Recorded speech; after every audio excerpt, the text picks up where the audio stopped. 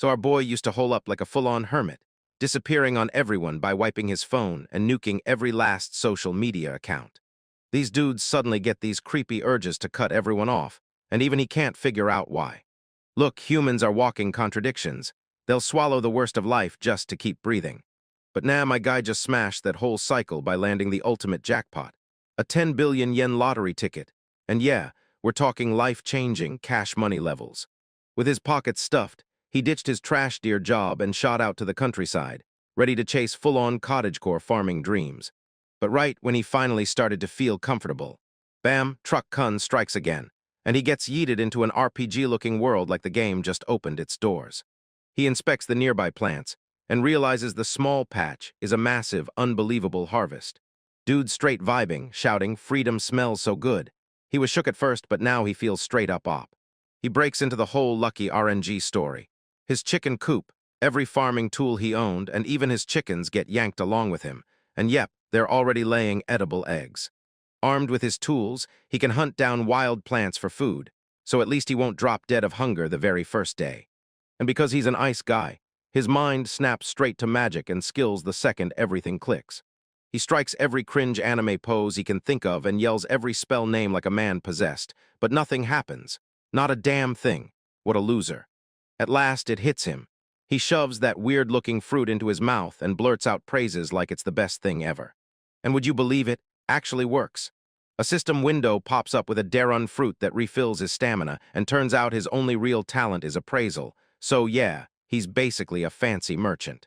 The only catch? He has to straight up shove everything in his mouth just to test it. Yeah, that's kinda sus. Suddenly a goblin pops out. Our boy doesn't panic at all. He starts taunting it, yelling, "Follow me, monster," and drags it straight into a trap set. The goblin barrels forward, towering and vicious like it's ready to tear everything apart. But the trap absolutely annihilates it before it can even graze him. "Real close call," he says, still trying to play it cool. Then bam, he levels up and a fresh status window pops open, flaunting his stats like trophies. Turns out, he's been doing this leveling game for so long it feels completely normal to him. He finally hits level 3, but he basically shrugs and admits his stats are still trash. Yeah, no kidding. He crouches over the dead mob, studies it up close, and snaps. Yep, it's just a run-of-the-mill green goblin from the Lancaster area. He yanks its weapon because free loot is free loot. Survival 101, baby. Back at his base, he dives into his Minecraft obsession, snatching that flame stone and the polishing stone he'd already picked up. He grinds the pieces together, buffs that goblin dagger until it gleams, and forges some kind of flame-brewing agent. Then bam, he's forged a blazing fire dagger, and my man is absolutely buzzing. Next, he whips up potions, throws in melanin, chucks in virgin grass he hunted himself, and starts boiling the whole mix like it's about to explode.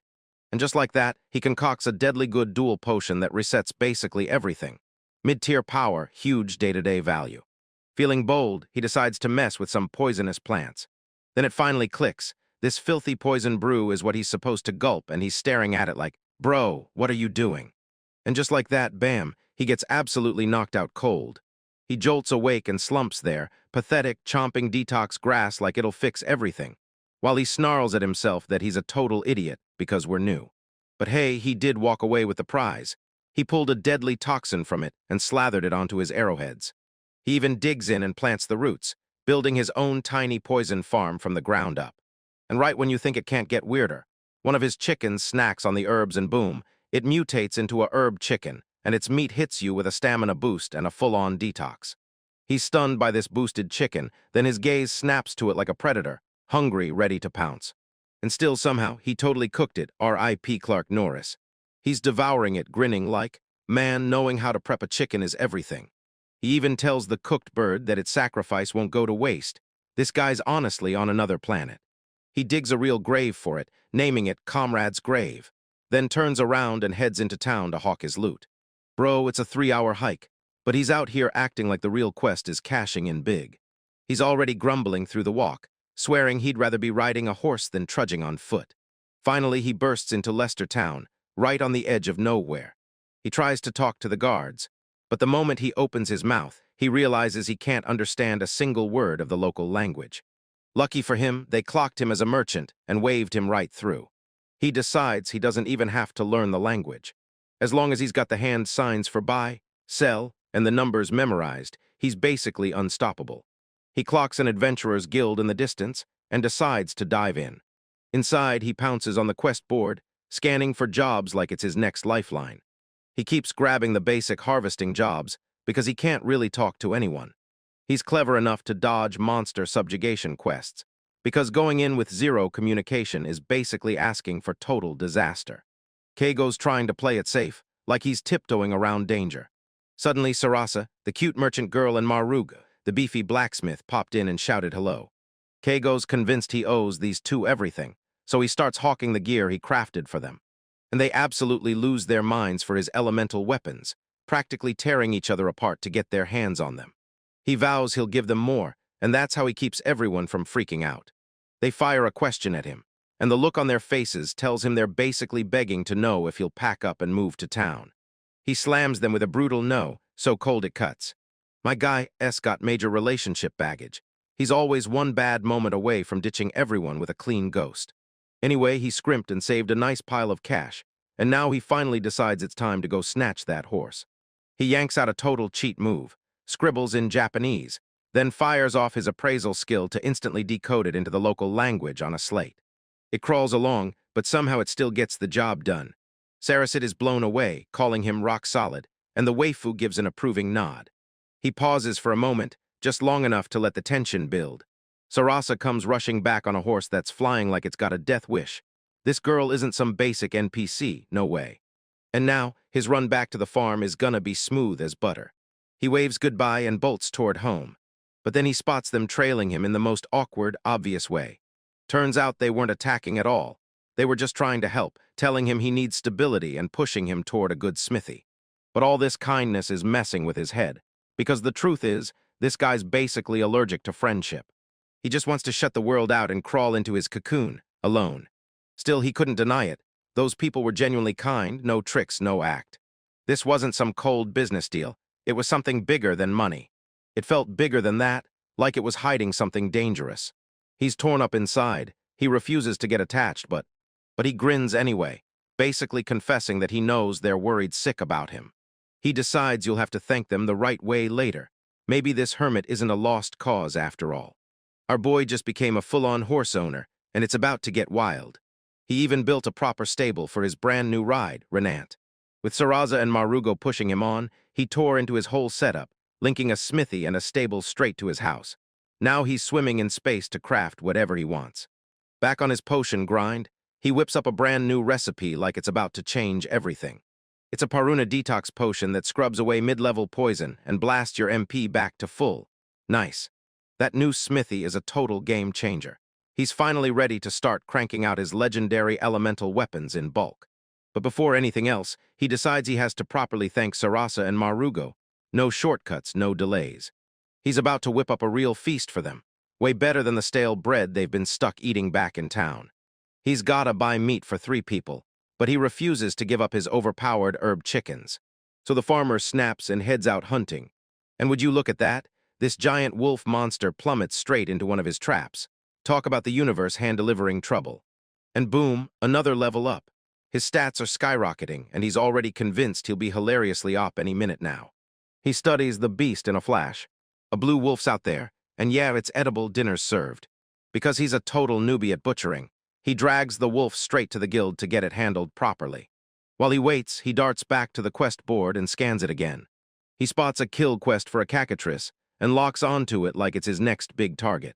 He shrugs it off like it's none of his business, until Dan, the receptionist, calls him over. My guy still doesn't get a single word Dan's saying. But the moment he hears Kai, he locks in and follows Dan's lead. They finally haul themselves to Skill Dojo and meet an instructor named Kai, because our guy is about to learn a real combat skill for the first time. He's practically vibrating with hype. He's been craving some self-defense moves for ages. Kai flexes his move and somehow makes it look totally badass. He lands one devastating hit and the training dummy gets wiped off the map. Yeah, that's straight-up insane power. All right, now it's Keigo's time to step up. His weapon suddenly starts to glow, lighting up the whole area. And he unleashes the attack like a storm. He just got the bash skill, and boy, does he strut around like he's the best. Then you find out the truth. It's ridiculously weak. He finds out Kai hands this basic skill out to every fresh newbie for free, So the death rate stays high in numbers instead of graves. Basically, it's the tutorial skill law. As he steps out, he can't help but admit Kai's bash was on a whole different level. He snatches up his butchered wolf meat, grinning like he just struck gold because the guild is about to teach him new skills.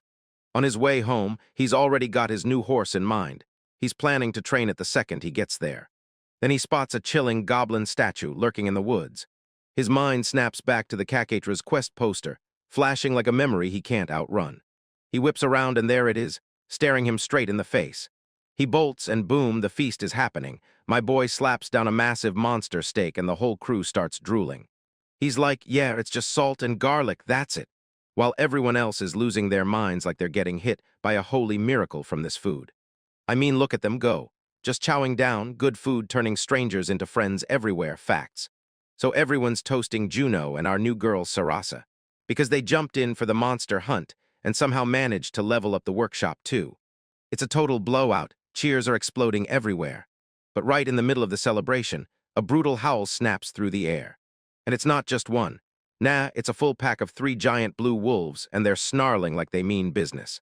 The whole crew snaps into tense mode, and one of them blurts out the million-dollar question. Wait, was that wolf we just devoured actually part of their pack? You serious? That big brute's ready to swing. We'll fight if we have to. But our MC is totally playing Galaxy Brain instead.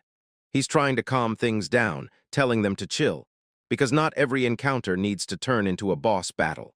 The squad looks totally lost, but our boy won't budge, because no, we're not throwing hands. Sarasa just keeps grinning, like he's either a tactical genius who's one step ahead, or a coward hiding behind a smile. But trust me, my dude, his logic checks out. Those pointless scraps only fuel revenge quests later, and this isn't some run-of-the-mill RPG where you can grind mobs forever with 0 consequences. He's trying to cut the risk, because in this world, the hunter you see today could be tomorrow's EXP pull. After that terrifying near-miss, they all break apart, trading rushed goodbyes before it's too late. So yeah, that's how it goes. Now our MC's finally breathing easy. He gives them a proper thank you, then waves like crazy as their wagon rolls out. He stares at his brand new land, then jumps straight into action. Get ready, this is it. The ultimate Minecraft montage is about to blow your mind. He starts carving out pit traps like it's his day job, then plants a Bataroo flower on top as the giveaway, classic noob trap, but in this place it works. Then he dives into crafting, hammering and banging out the exact shape for some kind of alarm system. He snaps the clapper shut, then sets it up along the edge of his house like a total genius. Next, he plants the ankle snares he snagged from the guild, locking in the final pieces of his setup, just before it all comes together. My man is glowing like he just boosted his chances of surviving again, because you can never be too careful, my guy. He even slaps warning signs on his own traps so he won't forget, and then somehow he still walks right into one. With the outer defenses finally shut down, he grabs the leftover materials and starts upgrading the hut right away. First, he grabs a shield, no debate, no delay. He dives into the zone and just starts hammering away. Like, you swear it's gonna feel like a chore, but the second you get going, you can't stop. He slams together his DIY shield with real results, gives it one last look, and clocks out for the day. He's literally snatching a slice of space right out of the chicken coop. But hey, at least he's finally got a spot that's his. Night drops and dinner's calling. Blue wolf steak hits the menu and bro's straight up chewing the evidence. Since it's red meat, he's got it paired with sweet mirin wine. And honestly, his survival game is looking dangerously on point. He thanks everyone for the meal, then right as he's about to dig in, I step in and cut him off. I will. He freezes solid. No way, those wolves from before are still bitter about their cousin who vanished. Right then, bam, Russell triggers one of the traps. He snatches his gear, heart racing, wondering if it caught anyone. He peeks out the door and, damn, something just got snagged, but he can still sense another one lingering right there at the doorway. All right, plain, first he takes out the guy in the trap. He yanks out his bow, fires a poison arrow straight into the campfire, and boom, instant flaming shot. That's next-level brainy gameplay. One's out of the way, and I've got a feeling there are probably 2 more hot on its tail. He whips his eyes across the area, but there's nobody, nothing out there to be found. A sudden bay head feeling hits him, then he looks up, and bam! An ambush erupts from the roof and he gets absolutely wrecked. 2 wolves thunder down on him, and he's totally blindsided. But my boy doesn't hesitate. He slams one back with his brand new shield and drives his blade straight into the other. The moment he shoves the guy back, the attacker lunges again. But right then, it stumbles straight into one of his traps and gets outplayed. He slams his shield down, and the impact rips the handle clean off. Bro, you can't be rolling into a real fight with that trash dear DIY gear. Even with his gear falling apart, he doesn't flinch. Adrenaline is blasting through his veins. The last one surges forward, pure demon energy, like it's ready to unleash hell. He snaps out of the way and with one last brutal slash ends it. So when you land that clutch 1v3, pop the level up, and watch every single stat blow up with that juicy boost. He drops to the ground on the spot, utterly wiped out after the fight. Lying there, he realizes the truth. No matter how many lives you've lived, it's never enough, so he starts thinking he should write a will. Then he hears a tiny whimper, more of them coming closer. He spots movement in the grass and his stomach drops. Oh no, oh no. It's this tiny, fluffy, adorable wolf puppy, and bro is absolutely down bad. The tiny troublemaker darts in, then starts yipping like crazy, snapping at his feet. Then it finally slams into him. Wolves went for him, but the awful truth is on his own hands. He's the one who wiped out this kid's parents. That guilt hits harder than you think, my guy. His brain just fizzles. Capacity overload hits so hard it basically short-circuits everything. But then it hits. He makes the call and takes responsibility because this kid is his now. He staggers back inside, holding his new son. And that's how our last survivor somehow turned into a single dad, collapsed on the floor, a tiny fluffball sprawled on his chest. Just the two of them snoring through the whole night, like nothing in the world could wake them up. Next day, Sarasa spots the puppy and instantly has dollar signs in her eyes. Then Ash wolfs her over like, nah, no way, that puppy's not for sale. Turns out hauling 3 dead wolves back into town turned into a brutal workout, so he called her and the whole crew to help. He presses praise into one of the fangs and boom, discovers it can upgrade weapon quality. Score. While all that's going on, the little pup keeps raining him thank you licks, too adorable for words. He tells them it's a rare wolf hybrid, part wolf, part ass, and he's decided he's keeping it. He knows it could get dangerous once it grows, but he swears he'll take responsibility. Then he'll shut it down the second it turns into a threat, bro, and yeah, don't say that anywhere near the kid. He's already spiraling, asking himself, what if it learns I killed its parents and comes for revenge?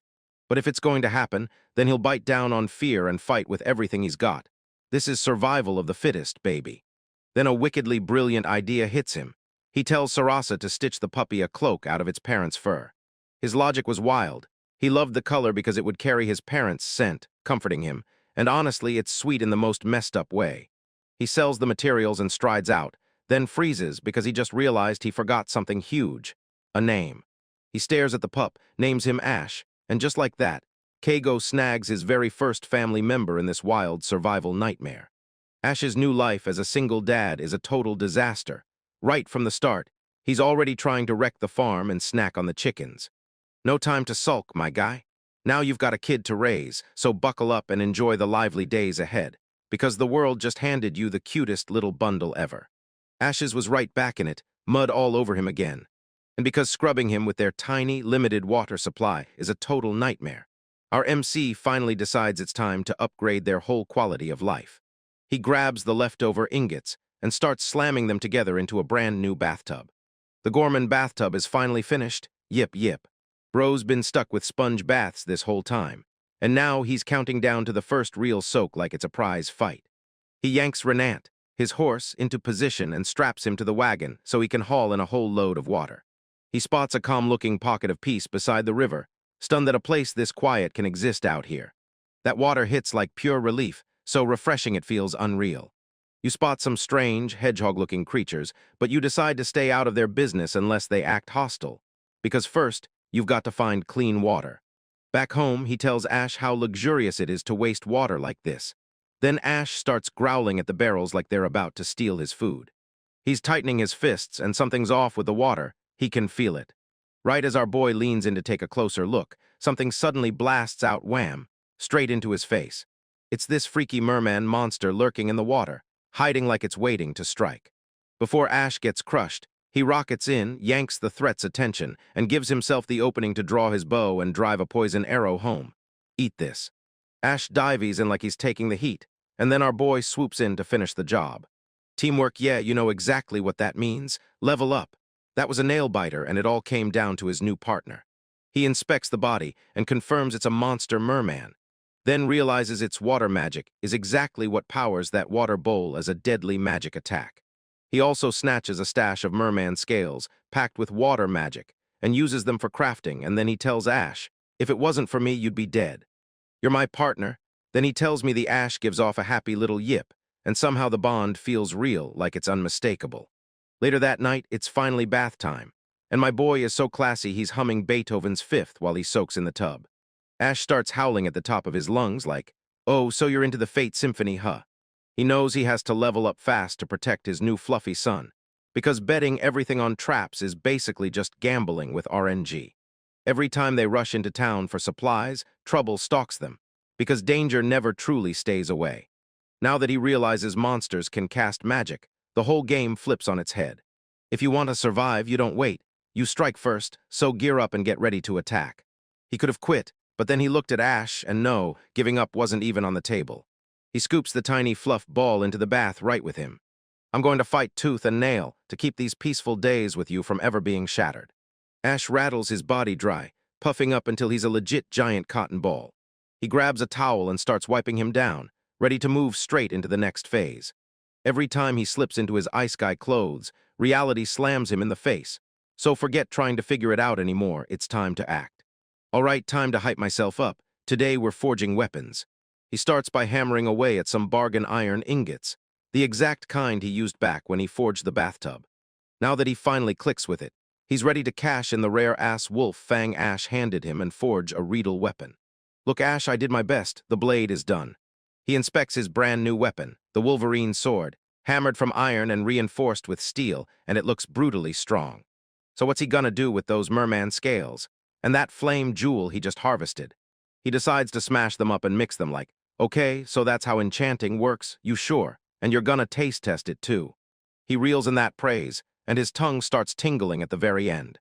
So you end up with lightning sand. Pull it out and it crackles with lightning energy, meaning if you mix water and fire just right, you summon lightning itself. The elemental logic in this world is totally nuts, but hey, it works. Ash slips on some badass shades, while our MC grinds into action, polishing the Wolverine sword to a gleam with that fresh new magic sand. And there it is, the Wolverine Thunder Sword, an iron blade packed with lightning, forged tougher with steel. This man didn't even set out to make a legendary weapon, he just stumbled into it. He's gearing up to turn it into his main weapon, while Ash sleeps soundly right beside him. Next, the crew races to the Adventurers Guild. He decided to sharpen his archery and toughen up his defense instead of wasting time trying to learn magic from zero. And yeah, being Ash's parent means he's gotta keep her safe, but if he leans on poison arrows nonstop, he's stuck wasting the monster meat he hunts too. What a complete tragedy. That's how he finally meets his new instructor, Kai, who's about to drill him in shield and bow. Kai roars onto the scene, flexing his skills like a total beast. He channels his energy into an arrow, and it erupts in raw, blinding power. Keigo is absolutely stunned, but Kai leans in and pushes him to try it right now. And just like that, after one try, he unlocks the notification skill and scores the charge arrow seriously, the easiest skill ever. Next up, shield training. Kai insists he has to find the nerve to strike another person because that's the key to unlocking his new skills. So what's the training? Kai just goes in and beats the living daylights out of him, like punching straight into a block of steel. Keigo gets absolutely wrecked, but hey, that fortress skill doesn't come for free. Once the training ends, he storms out of the guild like a weapon, ready to grind and level up. He crashes into Sarasa on his way out, looking like he just got dragged through 12 rounds with a minotaur. "So yeah, my dude, should you use potions when training?" "Absolutely, yes."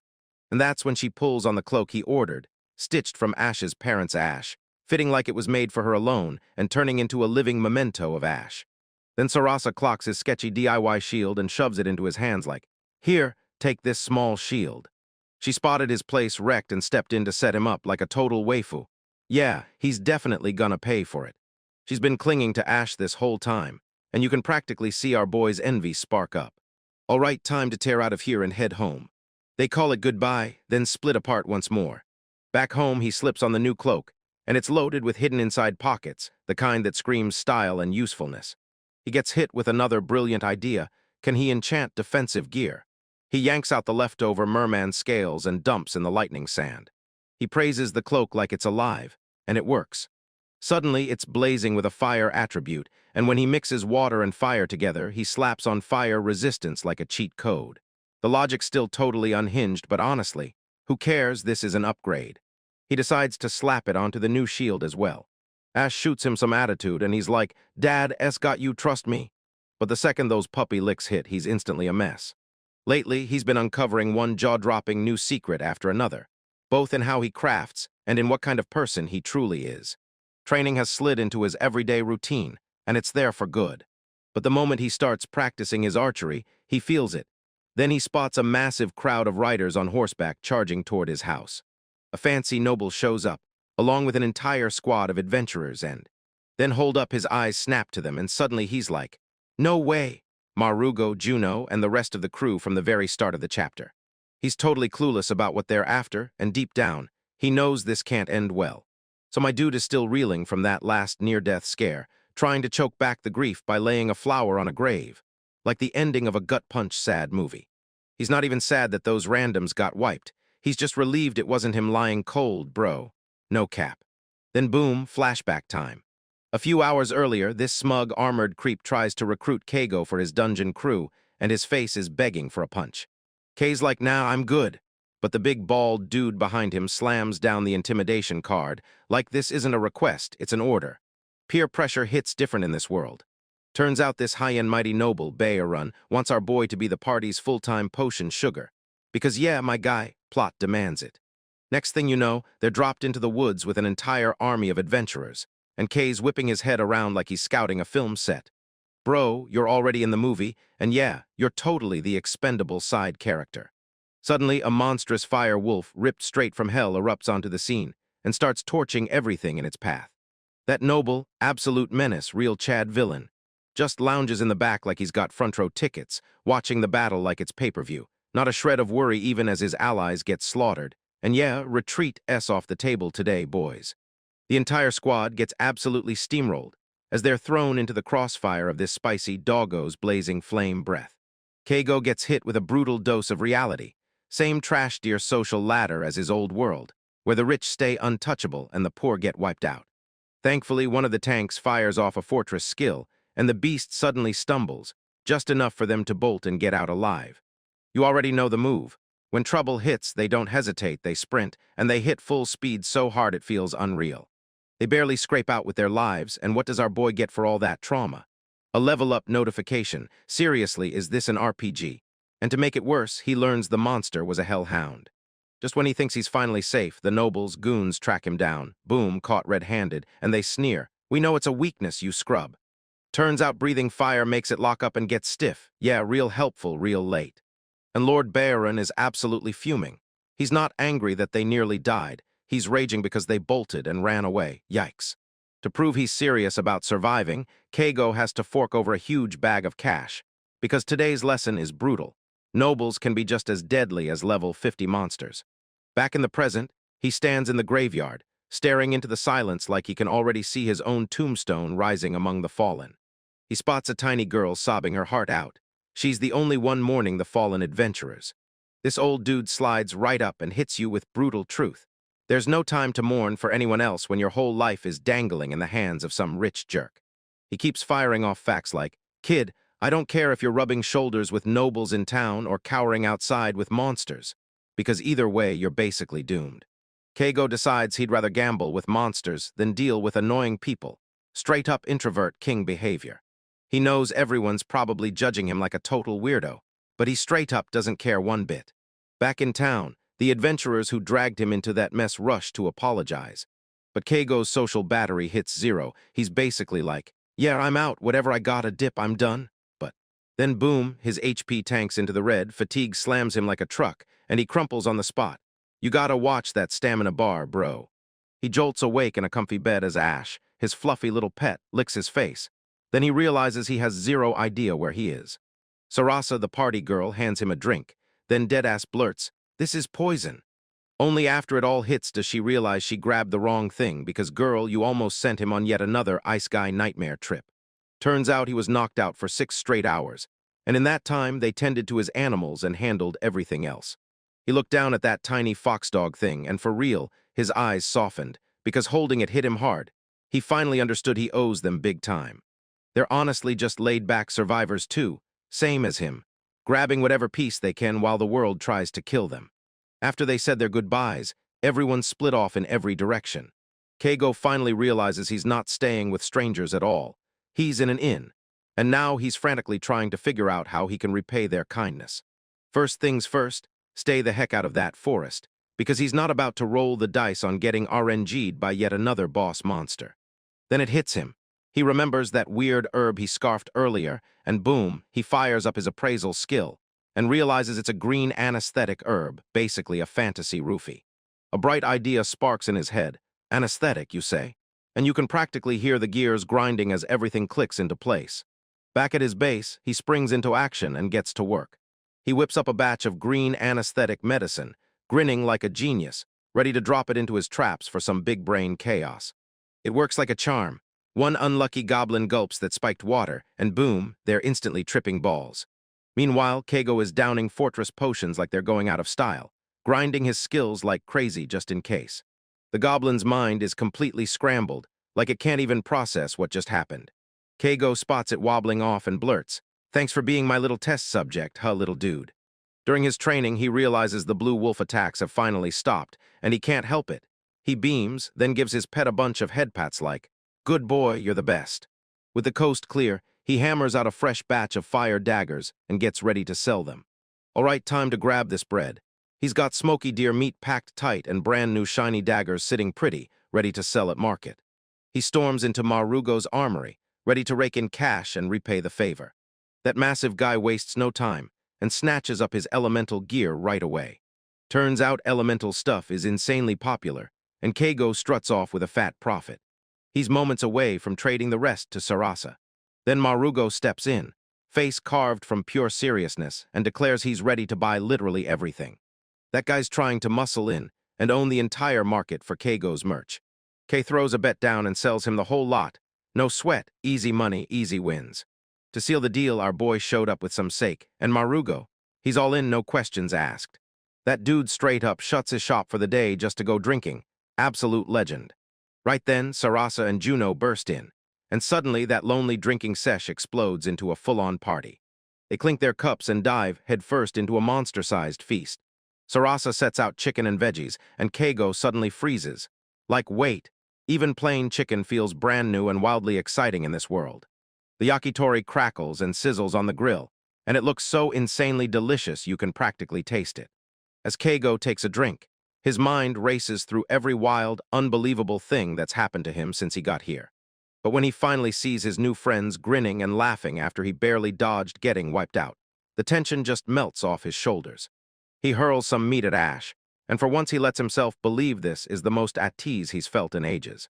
They're all sprawled out under a giant moon, with not a single city light burning anywhere. Honestly, it's pure comfort. Great food, even better company, and the whole place just feels right. Next morning, Keigo jolts awake with a nasty, aching back, because he'd slept crammed in that carriage. He tells his fluffy buddy it's bath time, then they rush out to fetch some water. He swings into action, filling the tub to the brim, ready to sink into a long, blissful soak. Now that they've grabbed the water, they waste no time and sprint for home. But the second they try to leave the river, a kaiju-sized snake monster slithers up out of the water, right as Naga gets caught in the chaos. Keigo is completely rattled. This thing makes that merman from before look like a tiny guppy. He and Ash skid under the carriage, praying the final boss threat doesn't clock them before they can disappear. But that roar keeps swelling, louder and louder until it's all you can hear. The giant snake erupts in a terrifying, earth-shaking roar. It blasts off this brutal attack and boom, lights up the horizon with a massive explosion miles away. Keigo can only freeze in pure bone-chilling terror. Then it hits him, he left his bathwater behind. Bro, your priorities are unhinged. He realizes his own life matters more and he bolts like his life depends on it. He slams his front door shut, and his heart goes wild, thumping like it's trying to escape. He and Ash drop under a pile of hay at once, bodies shaking. No way he's taking on that thing, not a chance. He's spiraling into a full-blown panic attack, not just from the monster, but because it's right between him and his bath. This man is down bad for that clean water. A few days later, he's still rattled. Like if this was an RPG, he'd already be the hero, but nope, he's just a farmer. So he's just gonna refuse to go along with it and take the fight head-on. He sprints to the Adventurers Guild and blurts out his explanation of the monster, backed up by a hilariously awful sketch. The guild master moves like a serpent, and Kay's right on his heels, probably just trying to figure out what he's really up to. Then his eyes lock onto a quest posted on the board, wipe out a serpent, and yep, that's the one. He practically drops to his knees, pleading with anyone at all, to take the quest, just so he can finally breathe and feel safe again. He even calls out the prize, 5 whole gold coins, so come on, someone step up and be the hero. Back home, he starts rebuilding his house brick by brick, realizing Survival 101 is simple. Don't start wars you can't finish. Over the next few days, he hammers and piles up a massive mud wall around his property, worn to the bone, but finally breathing a little easier because it feels like protection. When he storms back to the guild, he's hit with the wild truth. Another party of adventurers already killed the serpent, and to top it off, they even dragged back his bathtub for him. Elmo really is the ultimate side quest reward. From here on out, he's ditching everything else and relying on the guild. You let the pros blast the hellhounds and cacatrices, because he's got farming to crush. At last, he gets a storm back to his water source and finally earn that bath. But just when you think he's safe, a merman rockets out of the water and lunges at him again. Then he screams. This time, though, he isn't scared because a merman is small fry. Besides, he's got a brand new toy to play with, anesthesia arrows, and he lets one fly. Bullseye, once the tranquilizer hits, it works like a switch, and the fishman drops out cold instantly. He studies the catch like it's a meal already, and you can tell he's thinking, yep, this is edible. My man is about to turn his problems into dinner, so he drags it back to town to get a dismantler to look it over. The dismantler leans in and tells Kago the truth. Mermen are basically walking fish sticks, then hands him the basics of monster butchering, and boom, new skill unlocked. He snatches the scales and heads to the smithy to kill time, waiting for the anesthesia from his dinner to finally wear off. In the forge, a brilliant idea hits him. If he can forge a flame dagger, why not carve a water dagger next? He forges it with his own hands, and the system prompt flashes that it worked. Then the dagger's blade actually beads into real water droplets right before his eyes. He takes a sip, plain, normal water, until it hits him. This is an infinite water source, and right there he just crafted a cheat item. No more risking his life on monster-choked river crossings. Now he's got that spot for bathing, farming, and basically everything he needs. The man builds a whole assembly line of daggers, each one dripping into a barrel, and then he finally steps into the bath he's been craving. Later on, he's tearing into a feast of pan-fried mermen. He chugs it down with white wine, then finally admits, yeah, it's actually pretty darn good, like fish, who knew? He wrestles with himself for a split second. Does he risk hunting down luxury food or play it safe and skip the gamble? The conclusion hits hard. He needs cold cash to post quests at the guild, so it's time to sell his brand new invention. He barrels into town, whips out the water dagger, and sells it like it's the hottest thing on earth. This blade spits out water.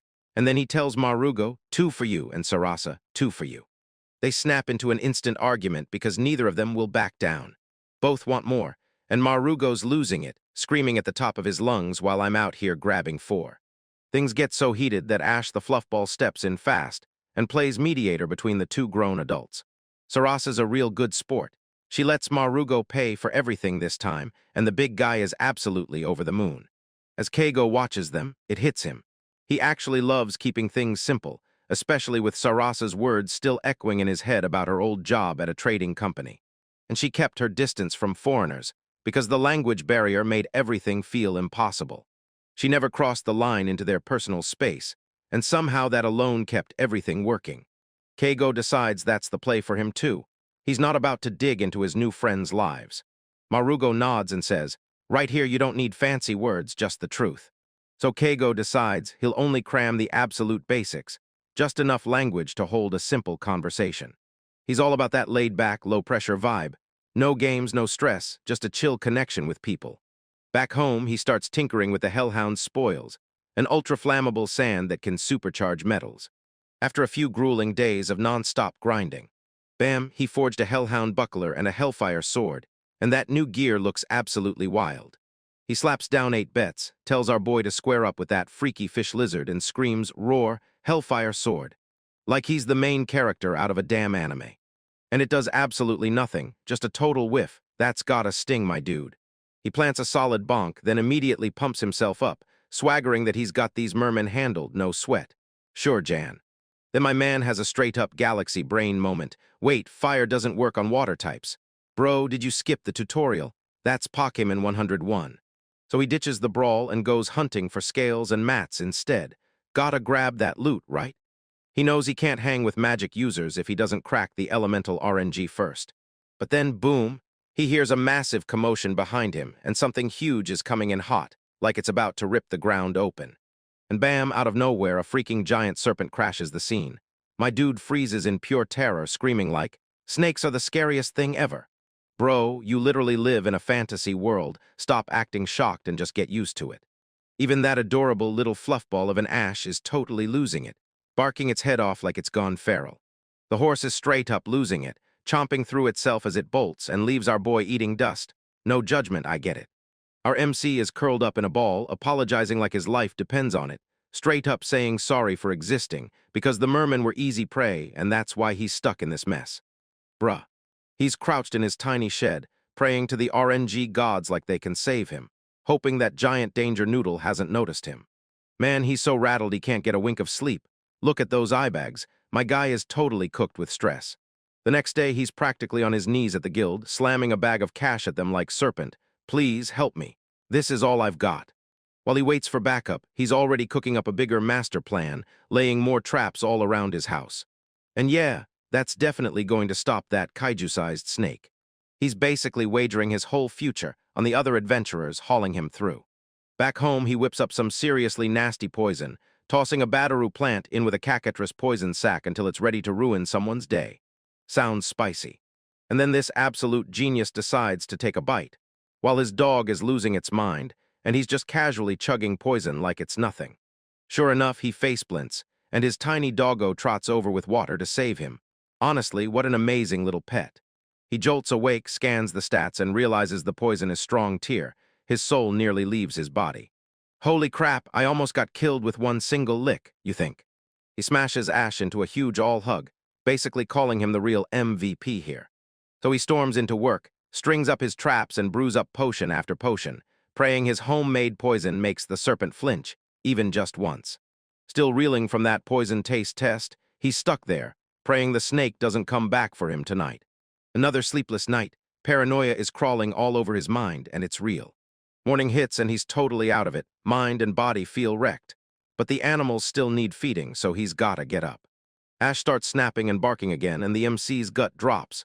He knows he can't ignore it, so he's got to check it out and boom, the serpent is right at his doorstep, locking eyes with him like it's about to strike, and my boy, S about to lose his mind and have a full-on heart attack. He's basically thought, yep, I'm done for, and once he's accepted it, he just shrugs like GG. But hold up, out of nowhere, a full JRPG party crashes the scene, and we've got a tank, a mage waifu plus a healer. Our boy just stands there, totally stunned like his brain can't even click into place. The party dives straight into action, cheers shooting out as they thank him for the quest, and then they unleash hell on the serpent. The Chad tank grinds forward and holds the line, while the witch hat waifu charges up a massive spell like it's about to crack the sky. Meanwhile, our protagonist just sits on the ground, gripping his dog tight as he blurts, "What's going on?" He snaps to the truth. This fight is way past his level, and he slips back like a shadow, letting the pros deal with it.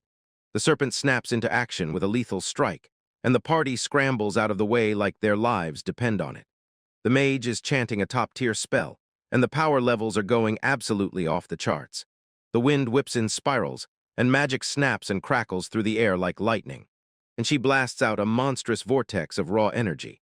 The serpent gets utterly obliterated, blood sprays everywhere, and scales rain down like shattered armor.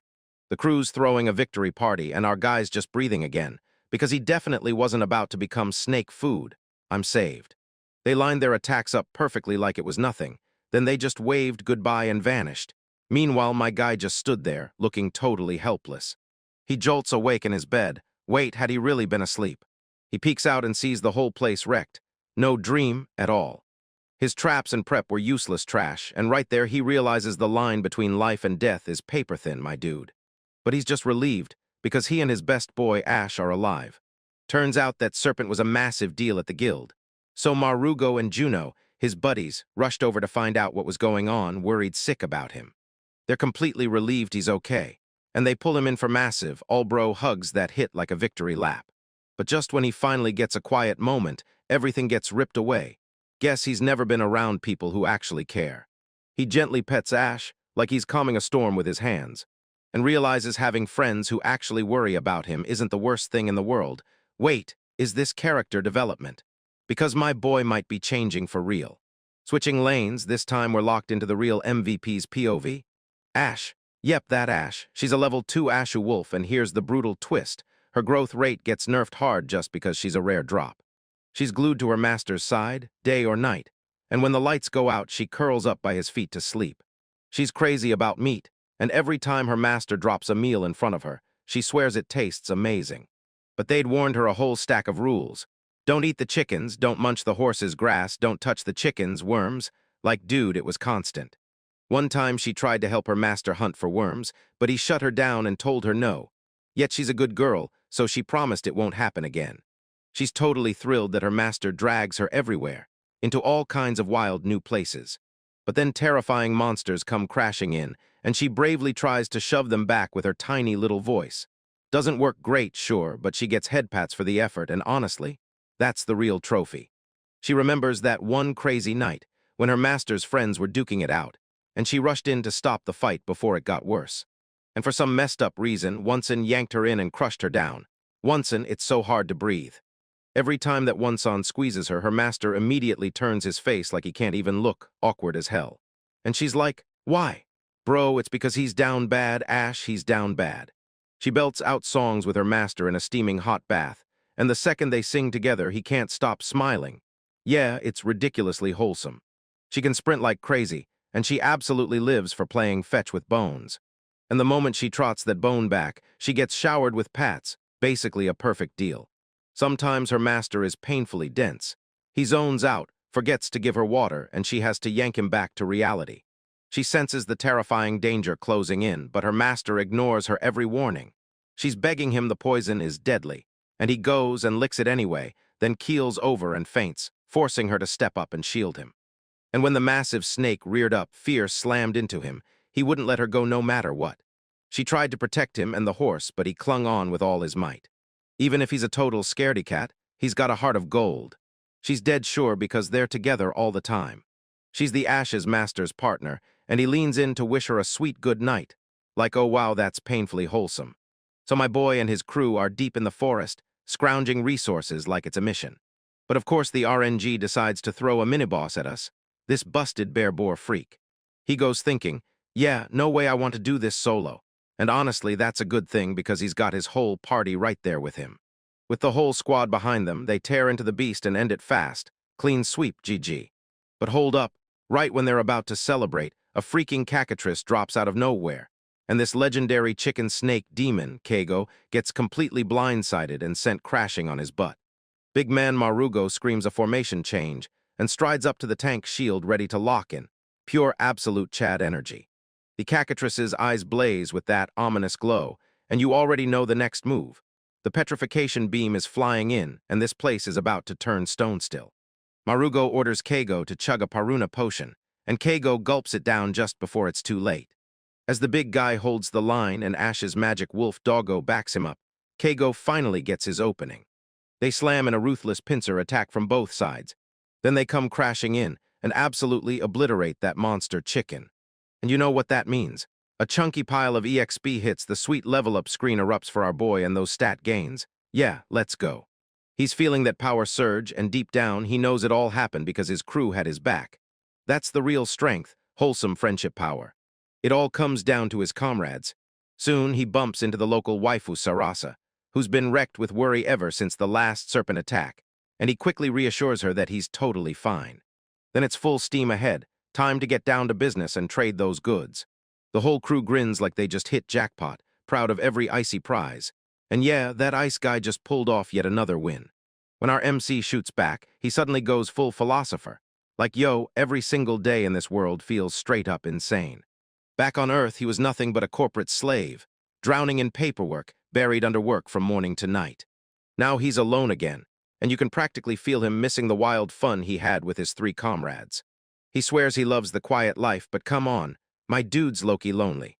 All he's chasing is freedom, true, unchained, and his alone. But he's not clueless. He knows if a real boss like a dragon comes swinging, he's getting absolutely wrecked. He remembers he's got magic potential, but squeezing it out from level 1 would be pure agony, because let's be real, there's no easy mode in this life. His tiny fox buddy's just vibing, zero stress on his mind. Then Keigo hits a total big brain moment. He finally clocks that his real op power isn't fighting at all, it's smithing and alchemy. Even master craftsmen like Marugo can't dream up the kind of gear he forges. He can't use healing magic, so he brews potions like a mad scientist. Can't use fire magic either, but somehow he still forges a freaking flame sword. It's all because his busted appraisal skill is basically a cheat code, his fastest path to becoming op. In the end, it's all about effort. This guy grinds so hard over his new mindset that he straight up passes out. The next day rolls around, and it's archery training time. No excuses, just straight into the action. His sensei drops this busted skill on him, Pierce, and it straight up lets his arrow slip right through solid stuff like nothing's there. It's a real-life wall hack. This skill would be insanely op against monsters, because rushing in head first would be exactly the kind of mistake that gets you wrecked. Keigo suddenly realizes it's way smarter to sharpen his bow skills first than to gamble on learning magic from zero. He snaps into focus, ready to go grind for real. And bam, after a bit of practice, the pop-up piercing shot skill pops up as asterisk acquired asterisk. Like, yeah, easy clap. He barrels into the guild to sign up for a subjugation quest. The guild master shrugs like, yeah, these requests, they're practically everyday stuff. My boy's game plan is simple.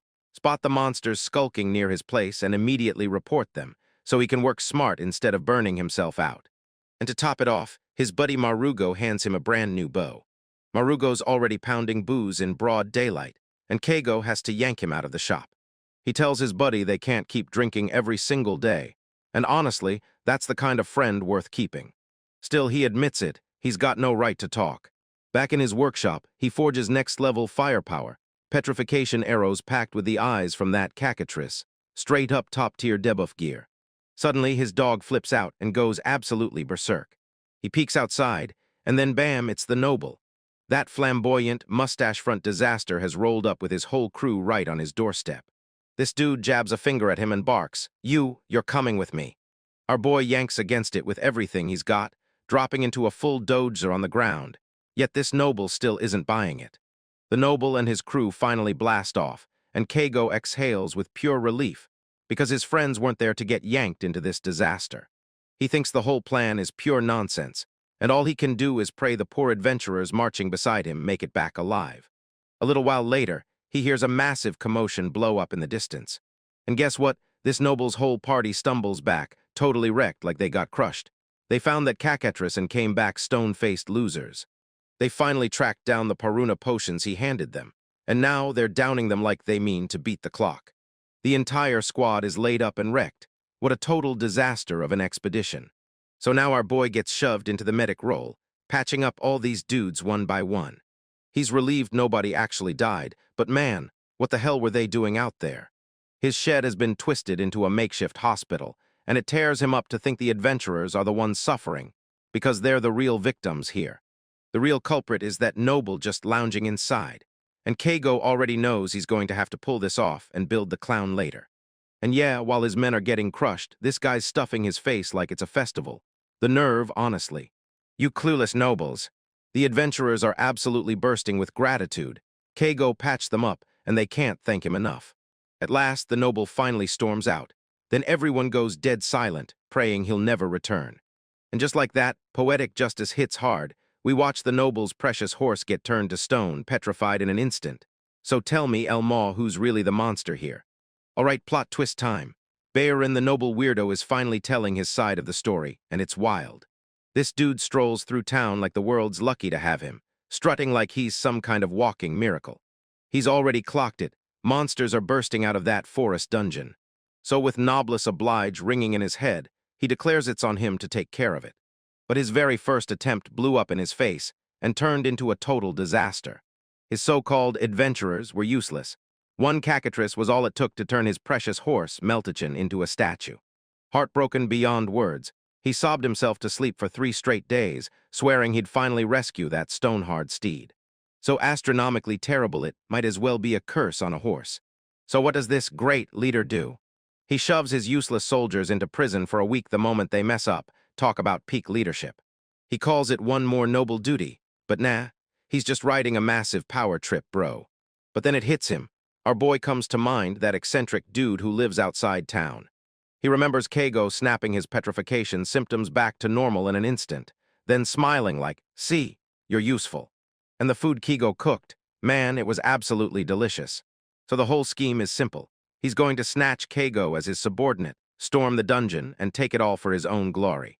He's pumping himself up like he's about to become the hero everyone needs. And yup, he's still leaning in and whispering sweet nothings to that horse statue.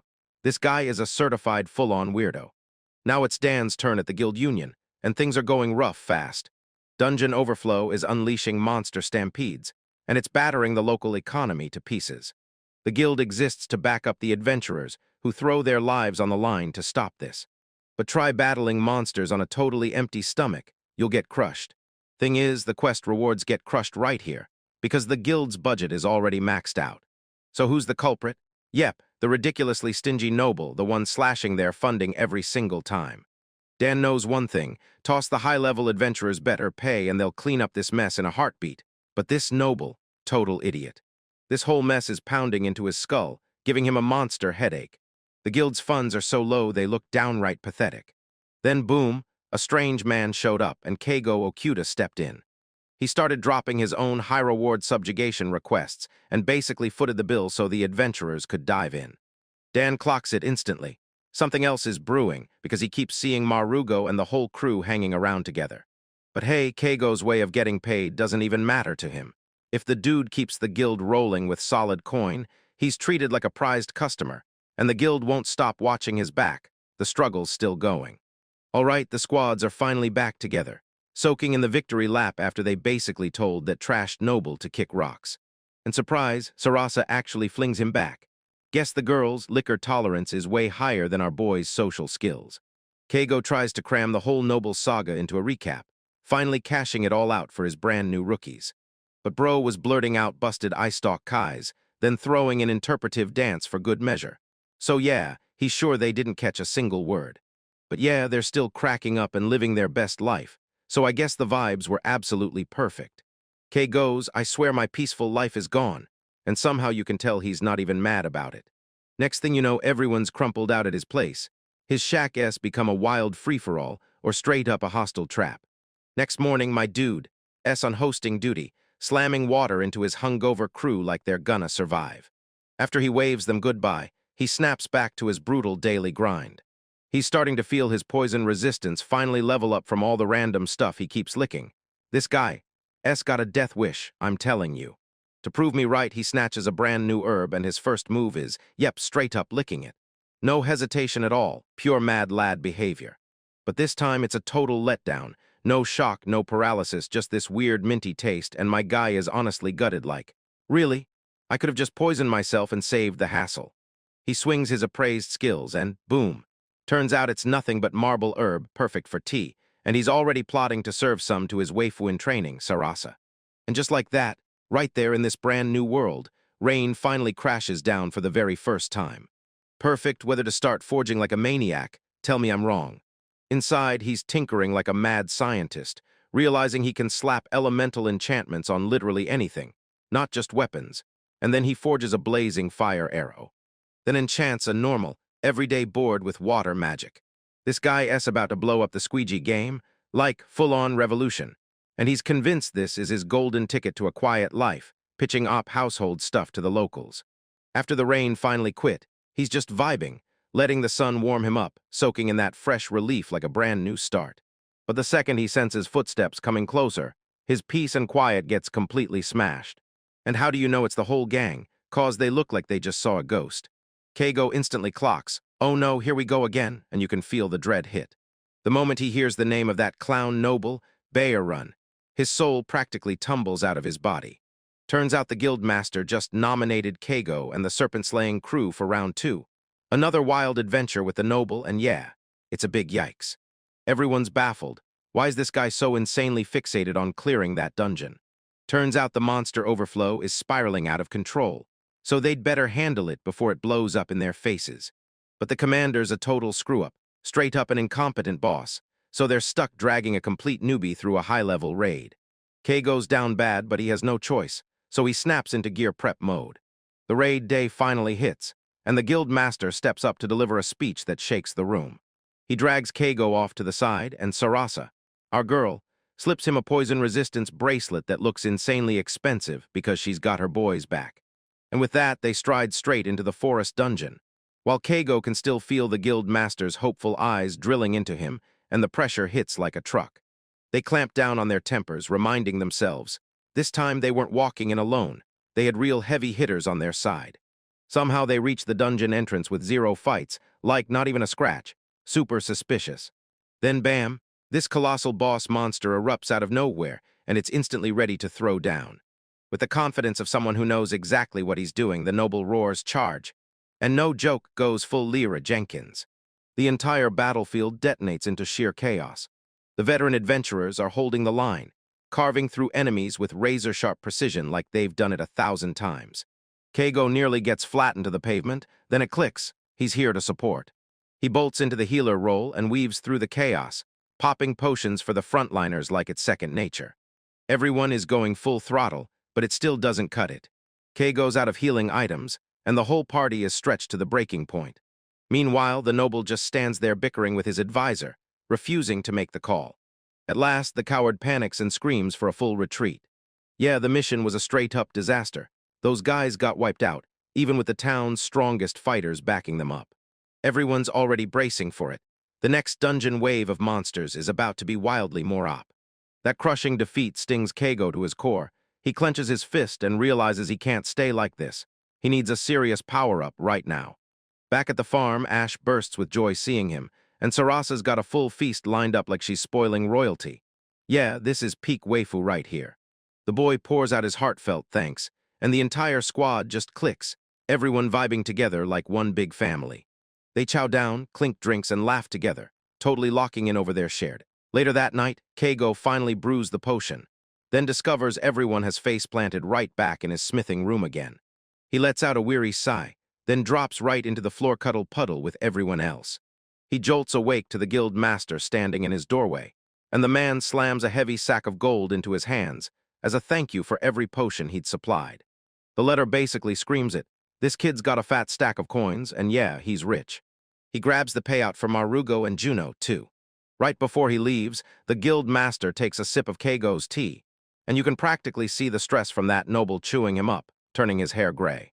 Once the big boss is gone, the crew goes, "We're not done yet," and throws a full-blown consolation party. But Keigo clocks it instantly. Juno looks absolutely crushed. After that feel-good montage where they tore into food again, time somehow slipped forward. A young boy, Keigo, decides he has to master magic, because he saw the wind user absolutely clap the serpent, and now he's begging for his own slice of that action. He storms into the guild and demands wind magic training. They toss him straight to a brutal instructor named Han Sensei, a black magic user with a freakin' artificial eye. The sensei just snaps his fingers, and with 0 effort, boom, he whips up a massive wind vortex like a total Chadmo. Keigo tries to mimic him, and all that comes out is this pathetic little puff of air. After messing with it for half a day, he finally cracks the wind skill wide open. But it's insanely weak still, it's a start. He hones his brand new skill right back on the farm, while Ash, somehow, acts like a super fluffy windsock. Suddenly, a colossal blue wolf barrels into one of his traps. But just as he's about to move, Ash rockets straight up to it. Turns out it's one of Ash's relatives. Ash basically tells the big wolf to scram, and the thing actually obeys. Later, Keigo discovers a brand new way to use his magic, turning it into a personal hairdryer, and the whole moment feels like a big brain flex. Then it hits him. He never thanked Sarasa for the bracelet, so he decides to drag Juno along and hunt down a thank you gift together. He tracks Juno down at the local inn, and she looks totally wrecked. Keigo flips out his writing board and grills Juno. "Wanna go hunt for a gift for Sarasa?" Juno nods along, and the two bros take off together. Keigo can't make sense of their words, but he gets it. Sometimes people don't want advice at all, they just want someone who will listen. They manage to hand Sarasa a gorgeous bouquet, and her face lights up with pure, unstoppable joy. Juno leans in and thanks Keigo, and you can practically feel their bond snap to a whole new level. Back home, Keigo hones his magic, only to realize it's gotten way stronger. Then he accidentally blasts his friends with a sudden gust of wind. That night, the entire crew barges into his place again, like it's become their usual hangout, right on cue for a brand new Tuesday. But our boy can't shut his eyes. He's spiraling into a full-blown existential meltdown. He looks back on his old life, how he vanished on everyone, then curled up like a hermit and wanted nothing to do with the world. He tried to slip through life like a ghost, dodging every single human contact he could. But then it hits him. Loneliness is a special kind of hell all its own. He watches his friends knocked out on the floor and finally realizes, this is the real thing, the moment he's been missing. He finally settles into his new life, and it feels like peace has locked onto him for good. The next morning, he's raring to kick off the day. Then he storms to the door and finds the entire noble's entourage camped outside his damn house. Again.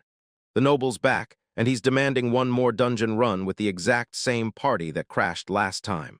Because apparently, he's treating the definition of insanity like a challenge. The noble whips their aim straight at Keigo, like your Keigo. He snatches our boy by the shoulder, and his hand bursts apart in a vicious spray of blood. Everyone, yes, even Keigo, has gone completely still, frozen in their thoughts. What in the actual fudge just happened? All right, so Keigo's dropped straight into a war zone, and he's not having a good time at all. The whole squad is getting wiped out. People are screaming at the top of their lungs, and it's a full-on disaster. And what's our MC doing? He just froze solid, legs turned to noodles, and my dude is absolutely bricked up with fear. He cowers behind that tiny shield while Trina kneels beside some girl like everything's fine. When my guy, you're not. He straight up turtles up, doing absolutely nothing, wasting every second. Turns out the big bad isn't just some monster. It's a full-on dragon, sitting up in the sky and calmly watching the chaos it started. Then boom, the dragon dips and out of nowhere some guy blurts, "Are we saved?" While Keigo's still fully rattled, standing there in shock. His buddy rushes over to check on him and Kei just shrugs like, "I'm fine, okay?" But then he drops the classic shonen crisis on us, and I couldn't move a muscle. No cap, you got wiped everywhere, my guy. So what's his genius move to make up for it? He signs up as the camp cook. No kidding, whips up stew for the whole crew, convinced this bubbling pot is his shot at redemption. He's slamming steaming bowls into the hands of every battered adventurer who stumbled in. Even the high-end mighty nobles are turning their noses at his food like it's poison. The whole place was drowning in the most painfully awkward vibes imaginable. The good news, RNG was smiling on them, no one actually died. But yeah, that one guy's arm, it's gone for good. The next day, our boy still reeks of blood, and regret won't let him breathe. Meanwhile, back at the guild, they're jacking up the dragon's bounty like crazy. They decide more cash will pull in real op adventurers, because cause Keigo knows if that thing returns, it ends him in one shot. No questions, no mercy. Then a spooky fog surges in, and trust me, this is never a good sign. Our boy is so rattled he's flinching at shadows. Hell, he's still jumping in the bath. He knows that dragon will turn him into dead meat, so he makes the smartest move. He grabs a picture book and starts drawing with his tiny fox buddy just to calm his nerves. Peak coping mechanism. He stays up all night, shaking so hard in his boots he can barely stand the nerves.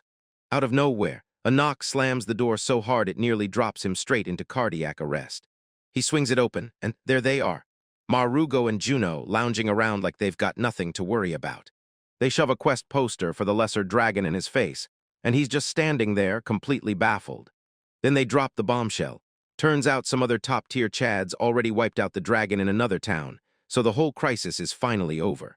Keigo's ready to breathe in relief, then a thunderous crash erupts right after. My dude S about to spiral into a panic attack again, but before it happens, boom. He's losing to the chaos, and his friends just roast him non-stop for being so jumpy. All right, kiddo, danger. S gone, and now you're starving, huh? So of course they shove him into butchering the cow, cooking it up for the whole crowd again. And just like that, he's officially the party's designated chef. When the fog finally lifts, they burst into an all-out feast. We're going full beef and bangers mode. This is gonna be bussin'. Everybody's shoving food in their faces, and the whole place instantly turns into one wild, massive party. Just a bunch of bros laughing, chugging, and belting out songs under a sky full of stars. Even that tiny fox is yowling and joining the howl like it can't stop. They go completely down in a drunken crash, then faceplant into a heap and knock out cold. Next morning hits, and the hangover is absolutely brutal. Then Keigo gets hit with this pure, wholesome moment. He finally realizes these guys are his real best friends. And of course, that perfect moment gets wrecked when he's 1 second away from puking his guts out. because the hangover antidote flat-out failed. He whips up another batch of herbs, and this time it finally hits the mark. Feeling way better, he grabs his buds and drags them into herb gathering, because you can never have too many potions. So the whole squad charges straight into the treacherous forest. Kay is glowing inside, riding that warm, fuzzy friendship energy like it's the best feeling ever.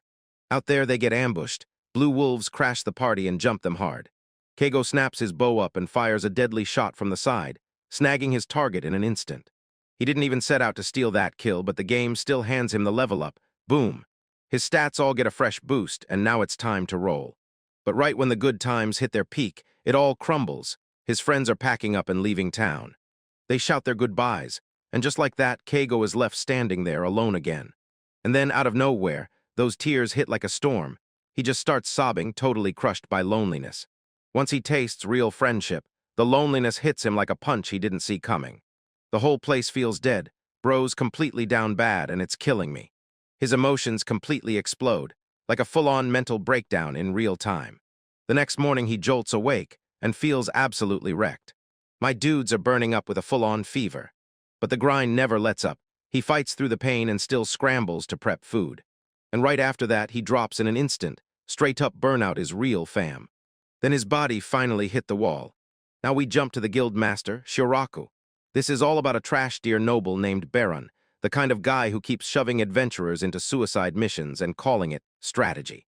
Bear won't stop obsessing over killing that cackatrice. He refuses to hear a single word of reason, and he even blocks the guild master from putting together a real team. Shiraku realizes the only crew fit for this job is Marugo's squad, so she hypes them up and then shouts Keigo's name. His op healing kept everyone alive during the dragon attack. But get this, Bearun dangled a pathetic 5 gold coins as the reward for taking on a dragon. Dealing with that clown is wrecking the guild master so badly. His hair's already falling out, like for real. Then bam, karma swings in like a wrecking ball, and the lesser dragon crashes in, snatching Bearun's arm clean off with one brutal yeet. After that, Bearun shuts himself in completely, traumatized, terrified, and hiding in his room like the world can't find him. His son Heinrich, shockingly competent, has to step up and take the reins. Bearun is falling apart. PTSD hits hard, paranoia won't let up, and he even dragged his petrified horse into his room like it's his emotional lifeline. He's scraping the bottom of his soul, convinced everyone hates him, and desperate to just vanish. But then the guild master cracks the code and cures his petrified horse. Seeing Melty-chan, alive again, ignites Bayer's redemption run as he charges forward. He starts inching forward with tiny steps, and for the first time, a spark of hope finally flickers in him. He finally gets what he did to everyone, and now he's itching to punch his old self right in the face. He watches his son run the town like a pro, and it hits him hard. He never had what it takes to rule. In one massive leap of growth, he gathers every ounce of courage he has, finally tracks down his son, and pours out a raw, heartfelt apology that cuts straight to the heart. He finally got hit with humility, and it stung. He finally snaps and realizes he has to apologize to everyone he's wronged, including the adventure, because he just threw them in jail. His son makes a mind-blowing 5D chess move, pinning his dad in a power spot so he can learn from every mistake and keep him from slipping back into relapse. So Baron, finally humbled, kicks off a citywide apology tour, dead set on making things right. With Tony, his new guard, walking beside him, he launches straight into his quest to make amends. The redemption arc just kicked off, like, for real, no turning back now. And right there, our boy gets hit with a brutal fever dream, straight up flashing back to the moment his mom took care of him. Oof, pure wholesome memory unlocked. He's been knocked out cold, drifting through dreams of the good old days. Finally, he shakes himself out of it, checks his temperature, and watches the fever finally break. Phew, that was way too close. Turns out, my dude pushed himself way too far, burned out hard, and got knocked out of commission for a few days. Now he's gotta learn self-care before he crashes again. And what's the first thing he does? He rushes over and apologizes to his chickens for forgetting their breakfast. Bro, they're chickens. They'll survive. Luckily, his tiny potion shop was totally empty, so when he went AFK, his approval rating didn't crash. But nah, my guy was spiraling into a full-on existential crisis, convinced he was about to get wiped off the server all by himself. Pure sad boy devastation. He starts spiraling, picturing his mom on Earth in tears, convinced he's dead. Man, take a breath. You're just wrecking yourself for nothing. He calls himself useless, Then right on the spot, snaps back into that Sigma grind set and starts cooking up potions like, dude, the duality of man is insane, I swear. Right when he's brooding, Juno, his boy, shows up out of nowhere like a punch to the gut. Juno's pushing him to jump into a subjugation quest, but the MC shoots back. Whoa, hold up. I just crawled out of a fever and I'm not sprinting into a dungeon right now. Juno yanks his attention toward a board and shows him something important, most likely a quest detail or clue. Juno crouches in and tells our guy straight up, get checked by a doctor because potions can't knock out a fever. Good save, bro. That night right after Juno finishes his quest, he comes home, only to find a full-blown potion factory. My man S been brewing like crazy, stacking potions left and right. He shoves a full crate of the good stuff into Juno's hands, and Juno just freezes, speechless. This isn't a came back for rations situation. He came back for Asterisk, his friend Asterisk. MC tells him, crash here tonight, and they seal it with a thunderous fist bump. Boom, romance just leveled up. They're just hanging under the moonlight, trading a real heart-to-heart talk, and honestly, having someone like that next to you hits different. My dude's getting all emotional now, pouring out gratitude like, you're my friend and you saved me in my darkest hour. Juno just dropped a bombshell. Turns out a whole bunch of people in town were sick too, so MC wasn't the only one hit hard. Hearing that, Kago snaps out of it, drops the spoiled act, and crashes into bed for a real good night's sleep. The next morning, he's fully charged and eager to train, until someone calls him out and throws a wrench in his momentum. Oh snap, talk about the devil. Here comes that worthless noble and his crew, and MC's already fuming because he knows they're about to stir up trouble again. But wait, hold up.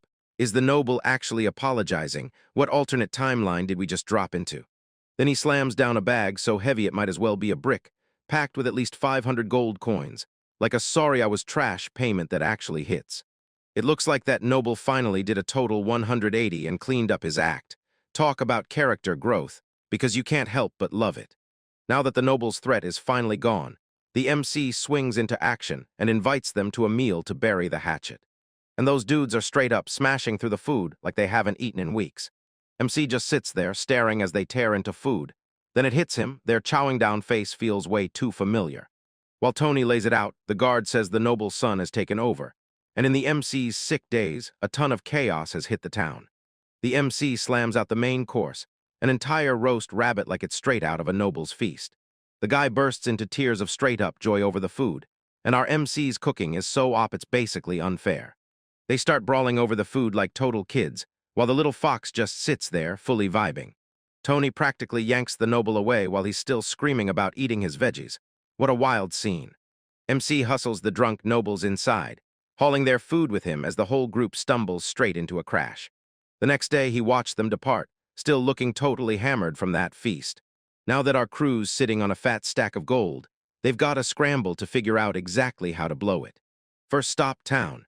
He's done living like a king in a glorified chicken coop, and now he's hunting down craftsmen to raise stone walls and finally build a real house. And just like that, boom, the deal's locked in and the base upgrade is officially a go. He hooks up with the entire crew, Sarasa the doctor and every single person who's ever had his back. Once the job's done, he vows he'll fire up the smoker and serve the craftsmen some smoked meat, because that's the kind of true man of the people he is. He's done playing alone. Now he's got a whole crew riding with him. A few days later, they finally wrap it up. Bam, the whole build is done. A protective wall, a living room, a bedroom, the full package, no missing pieces. Behold, his brand new base is a full-on fortress. He calls it his castle, and honestly, it's a total glow-up. He's praying these brand new walls finally block those flying lizards from spotting him as their next walking snack. He leans in and belts out a heartfelt thank you to the craftsmen as they head out. Right then, Marugo bursts in and starts asking for Sarasa. MC's like, nah, she's not here. But then he smirks. Still, you showed up at the perfect time, want to grab a drink. Marugo's basically sprinting away from Sarah's advances, but MC just shrugs like, yeah, not my problem. No drama. The boys clink their cups and cheer that the new castle is finally finished. Let's go. They go full chaos and get absolutely wasted. Marugo starts yelling for this girl named Isabel, and bros down bad. They collapse on the floor like two completely defeated grown-ups. Classic. The very next morning, MC jolts awake drowning in a brutal hangover, while his fluffy companion looks at him like he's the last idiot on earth. And just like that, the noble sun flashes a fancy water dagger in our faces. I'm definitely filing that away for later. Our boy finally kicks back, full-on deserved rest, just laying low and chilling out in a field. Now he's straight up, living the laziest life possible. With those brand new stone walls standing guard, he feels totally untouchable. But it cranks his motivation down to rock bottom, like he's hit an all-time low. He finally crushed his dream, sleeping and waking whenever he wants, and living that perfect life. Night drops like a curtain, and he jolts awake long before dawn, staring into the dark. The whole world is dead quiet, animals included, asleep, so it's just him trapped in the silence. He's caught in this rare, silent calm, and for once, everything finally slows down. Right on cue, he steps in just when he needs it most, finally clearing his mind and sorting every thought. He starts playing matchmaker in his own head, convinced Juno is totally crushing on Sarasa. But Sarasa's zeroing in on Marugo with cold, hard eyes, and Marugo's read the whole situation. Juno's already jumped ship on this one. Marugo's stuck in the town's grip. These women would never let him go. But somehow he keeps ducking Sarasa's non-stop, over-the-top attempts to snuggle him, and yeah, that love dodecahedron is a whole tangled mess. Our boy slumps hard, staring at his dreams like they're miles away and getting farther every second. He stares back at the old noble, Bayer Unsama, and wonders if that missing arm was the spark that flipped his whole personality. That apology gold helped build these insane walls, so the MC clenches his teeth, swallows the grudges, and moves on, pure Chad energy. That drama's already behind us, water under the bridge. Now he's burning with curiosity about what's really going on with that noble son who's running the town. He starts pouring out memories of everyone he's met in this crazy world. The guild master, the other adventurers, and the trainers who honed his skills. The doctor, the tailor, the craftsman, Tony the guard. One name after another keeps piling onto that list. It slams into him. Back in his old life, it was pure survival, but here, somehow, he's got a real community. He suddenly hits a full-on epiphany. No one can truly make it alone. People need people deep down. And no matter what happens, he can't ever erase the most important one from his mind.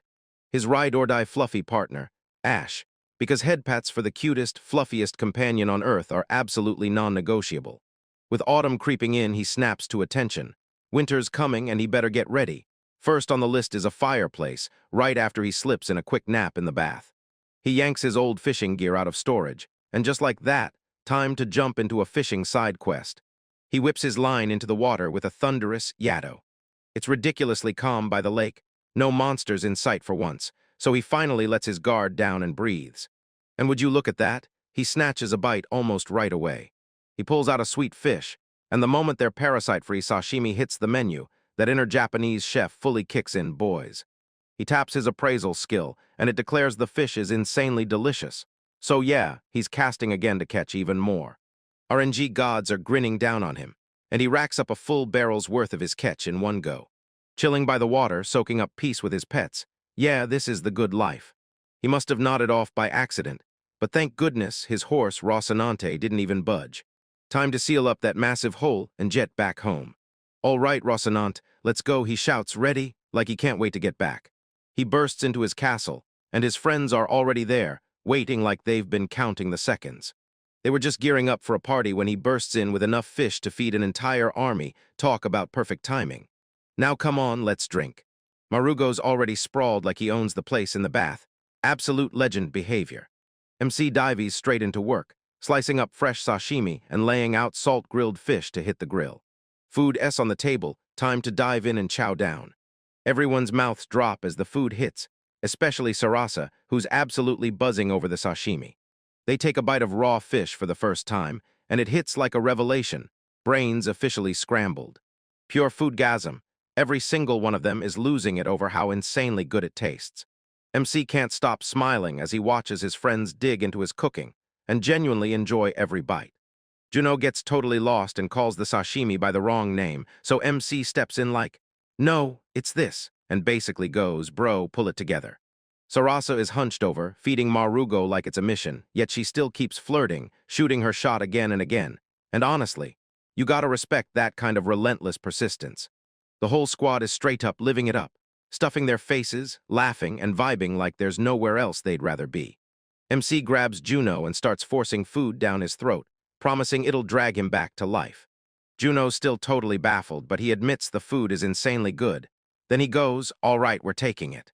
The vibe turns kinda awkward, so the MC flips the switch to max. All right, enough of this. Let's drink and let's sing.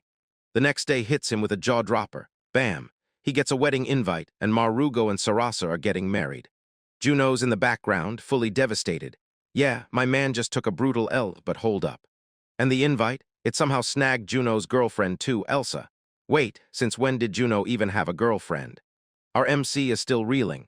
Every ounce of pity he had for Juno just evaporated. But hey, two of his closest friends are getting married, so he's gotta push through and celebrate that. In 2 days, it's their wedding, and they've begged Chef K to cater. Chef K's coming to the rescue. The day of the ceremony finally crashes in, and the whole atmosphere is absolutely electric. He's whipped up some insanely fresh yakitori with his beloved, world-class herb chickens. Just when the main couple finally steps in, their presence lights up the room like pure fire, and wow, they look absolutely unreal. MC finally locks eyes with Elsa, the brand new girl Juno just brought home. And it hits him, he's seen her before. She's the innkeeper's daughter, the one Juno stays with. He can't help but toss Juno a little roast. You lucky bastard, she's wasted on you. But deep down, he's got real joy for his friend, and yeah, today's a damn good day for the boys. They kick off the final rush of preparations for the ceremony. Right then, some random dude in fancy clothes plows into the party like he owns the place. Everyone's like, wait, who is this guy? That guy's got a smug grin on his face, and he's pointing at the newcomer like he's already won. Marugo's face drains of color. He recognizes that guy, and deep down he knows this is going to be bad news. Man, our whole crew is furious. Who do these barbarians think they are, coming in here to wreck such a special day? Then we get a sudden POV snap to one of those giant wolves, and my dude starts getting slammed with a flashback. Turns out the pack leader got smashed hard by some top-tier human, and they snatched our boy's most treasured thing, his tiny fluffball pet. The wolf already clocked that the human was op, wielding some weird magic, and panic hit hard, because without a plan, it couldn't bring itself to make the first move. So they all had to hunker down in the bushes and watch their boss get wiped out while the VIP got snatched. What a brutal day. Then they realize our MC isn't the villain at all. He's out here guarding that tiny furball with his life, while the wolf's tough as hell, like it's 8 times him, and in this world it's straight-up survival of the fittest. So the whole pack literally drops to their knees, swearing they'll protect the MC and his little pet until he's fully grown. Then boom, you've got a squad of giant wolves acting like your personal security detail. That's a whole glow-up on another level. They toss down food tributes and scare off any monster that dares get too close. Until one day my guy gets way too curious about the MC's strange magic and boom, he gets spotted. Instead of fighting, our MC lunges in front of the wolf to shield it. Then boom, the wolf starts blushing like crazy. My heart, it says, racing so hard it's basically spiraling, and I swear, bro's officially down bad for the MC. To top it all off, the human stitches himself up, and the wolf is completely converted. Like, yeah, this human is built different. Later, the wolves take their posts on guard duty while the MC tries to fish. Then a colossal bear monster charges in, leaping straight for them. The pack snaps into beast mode, clawing and biting with everything they've got to drive that bear right out of there. They rush back expecting a high five or some hype moment. Then bam, the MC's just chilling, clutching his pet and fishing pole like it's the most normal thing in the world, totally oblivious. What a scene.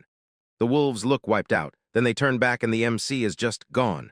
In his spot, every fish he caught plus a bowl of healing potion, absolute Chad. The wolves tore into their meal and you could feel it.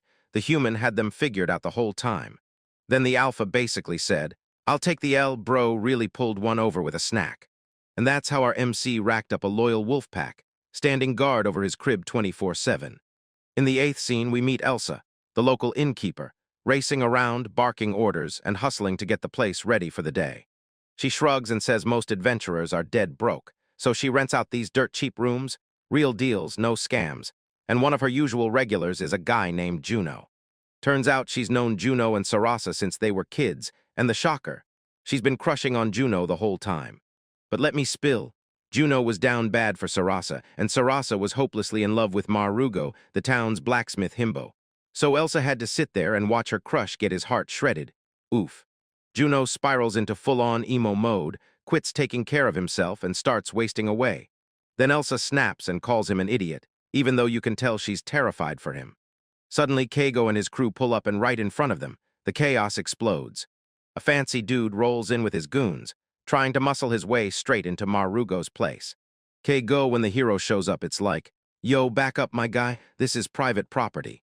He scans the armor, and then it hits him. He's talking to a noble. And of course, it's just another arrogant clown. Then this total lunatic snatches his loot like it's a weapon, threatens to sue them for home invasion and arson. Bro, you're sitting in an ice guy, and your modern laws are trash as hell right here. Noble Heinrich just grins at the chaos, and you can already feel him about to flex his power. But our MC isn't backing down. He slams out his ultimate move, sashimi. He strides right up to the noble's horse and shoves a plate of raw fish in its face like he's proposing peace. Pure, unbelievable audacity. And at freaking WORKS, Heinrich's dad shows up and starts roasting his son like a problem kid, while Keigo just grins like he expected it. Keigo steps in as mediator, tells everyone to calm down and tuck into their food because today's a special day. That Japanese cuisine is so insanely good at straight up, brings them to tears. Never underestimate what this ice guy can do with a meal. They're freaking out over sashimi and sake, tasting it for the first time, and it's blowing their minds. The crew doesn't play it safe. They invite the nobles to the party anyway, and it's a straight-up power move. They even turn them into witnesses for Marugo and Sarasa's wedding mess. Problem solved with food. Everyone lets out a huge sigh of relief, praising Keigo for shutting the whole situation down like an absolute boss. While we're getting ready, our boy accidentally stumbles in on the girl bathing, but he snaps into act cool mode. Like, doesn't he say he saw nothing? Yeah, he's absolutely lying. At last, the doors open, because the wedding is finally about to begin. Keigo grips Ash in his arms as he waits, jaw tight, for the ceremony to finally kick off. Marugo and Sarasa stride down the aisle, and they look absolutely breathtaking. Keigo's jaw drops as he notices Sarasa. She looks stunning, and he can't believe Maru's actually cleaned up, dressed to the nines in a suit. They cringed through some ridiculously cheesy vows, promising they'd be each other's sun and earth. And yeah, it was painful, but it was also weirdly sweet. They trade rings and seal their vow with one fiery kiss. The whole crowd's cracking up emotionally, and yeah, even our boy can't keep it together. The noble's dad even jumps to his feet and roars. It really worked. This food is magic. Keigo pauses for a beat, because this is the first wedding he's ever seen in this whole world, and it hits him like a brand new dream. Every single person's grinning like crazy, pure good vibes everywhere nonstop. Then it's party time. Everyone rushes in and goes all out to celebrate. Keigo's stuck on chef duty, slicing up sashimi and serving it alongside yakitori, then blowing the whole crew's minds. One of the nobles brings up these bizarre party games, stockings on your head, no less, and Keigo just breathes out, relieved they don't pull that kind of custom here. So he declares it loud and clear. No wedding is truly complete without a wedding song.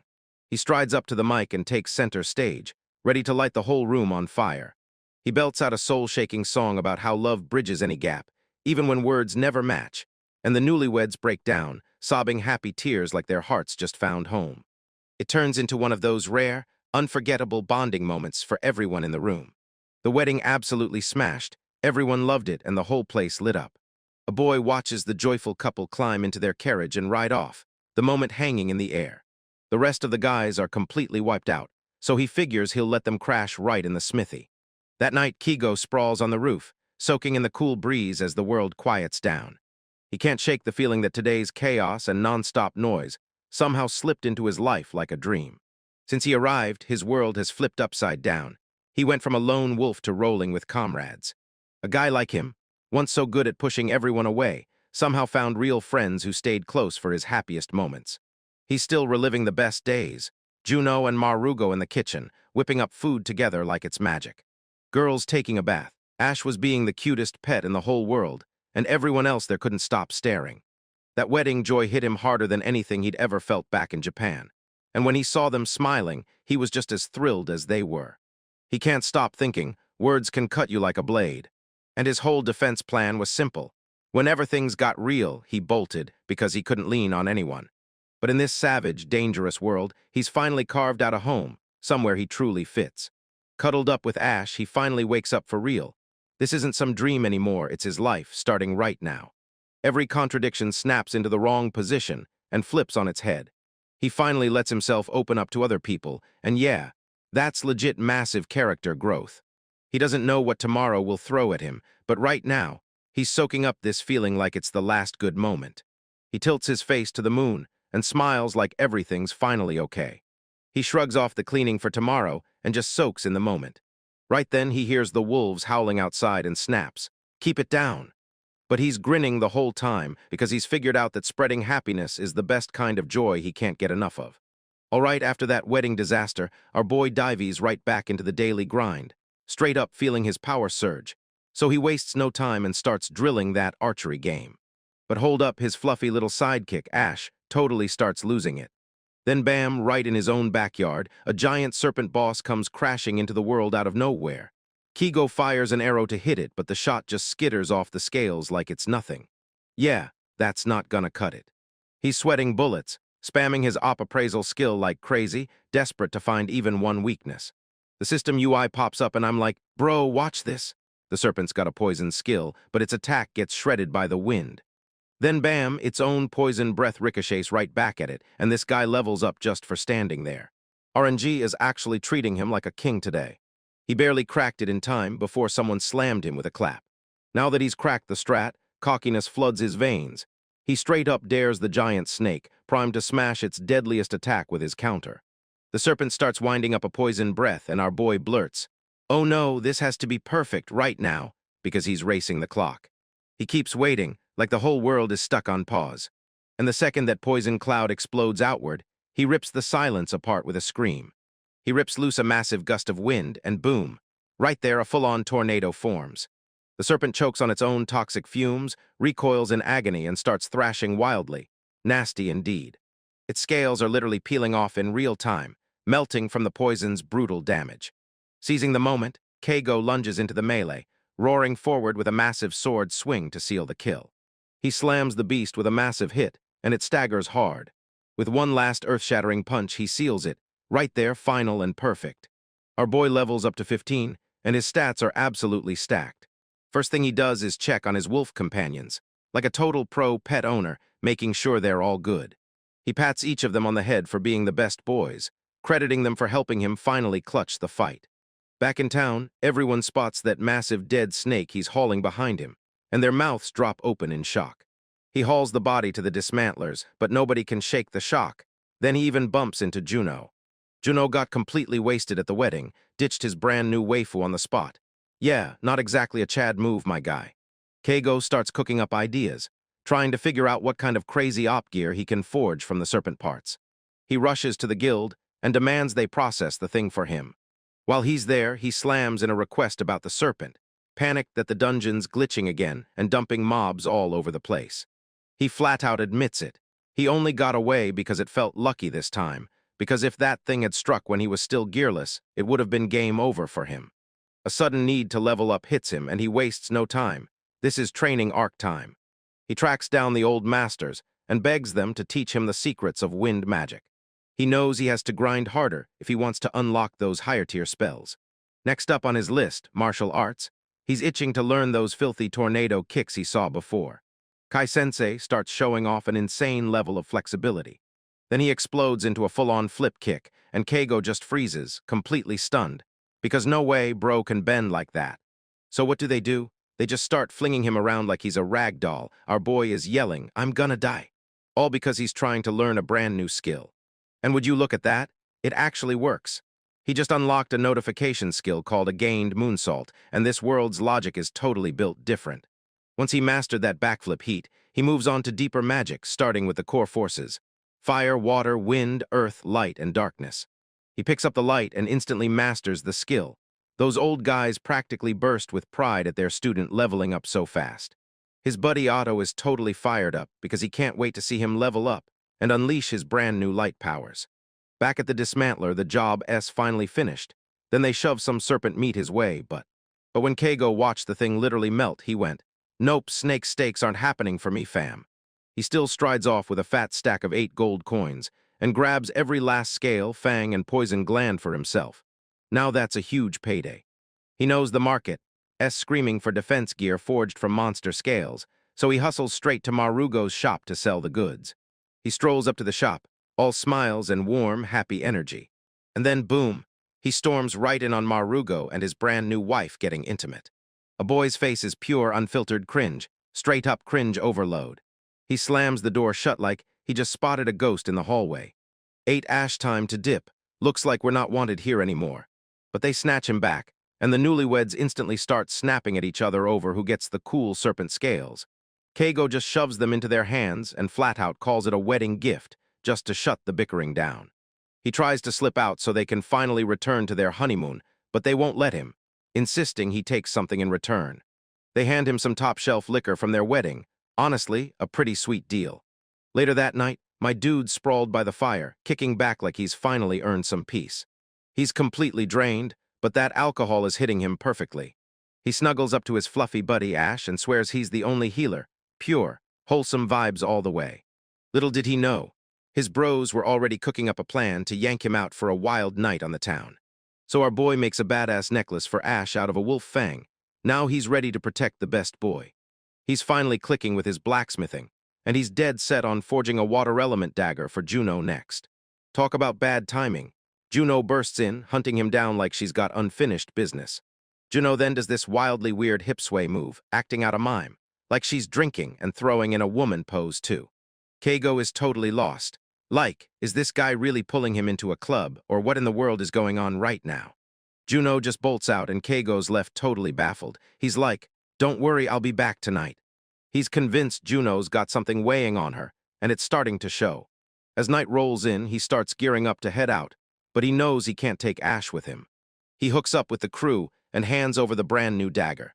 They pull him in to hang out, but he decides to drop Ash off with Sarasa first so the little guy won't feel lonely. He strides straight into her shop, like he can't wait another second. Sarasa's face says it all. She's not even remotely happy to see him. But the second she spots Ash, her whole vibe detonates. She's gushing about how cute he is, while Keigo just awkwardly freezes in place. He tells them, "I'm heading out to the snack bar with the guys." Then he starts rocking that same weird hip sway dance like Juno, totally hyped, chasing that mommy and booze energy. He quickly swears it's only a friendly drink, just to shut down the drama before it even starts. But Saraso is drilling him with a death glare. Her smile says sweet, but her aura screams murder, and he panics, trying to bribe her with mithril scales, totally clueless about what he just ruined. He thrusts the ash into someone's hands and rockets out of there.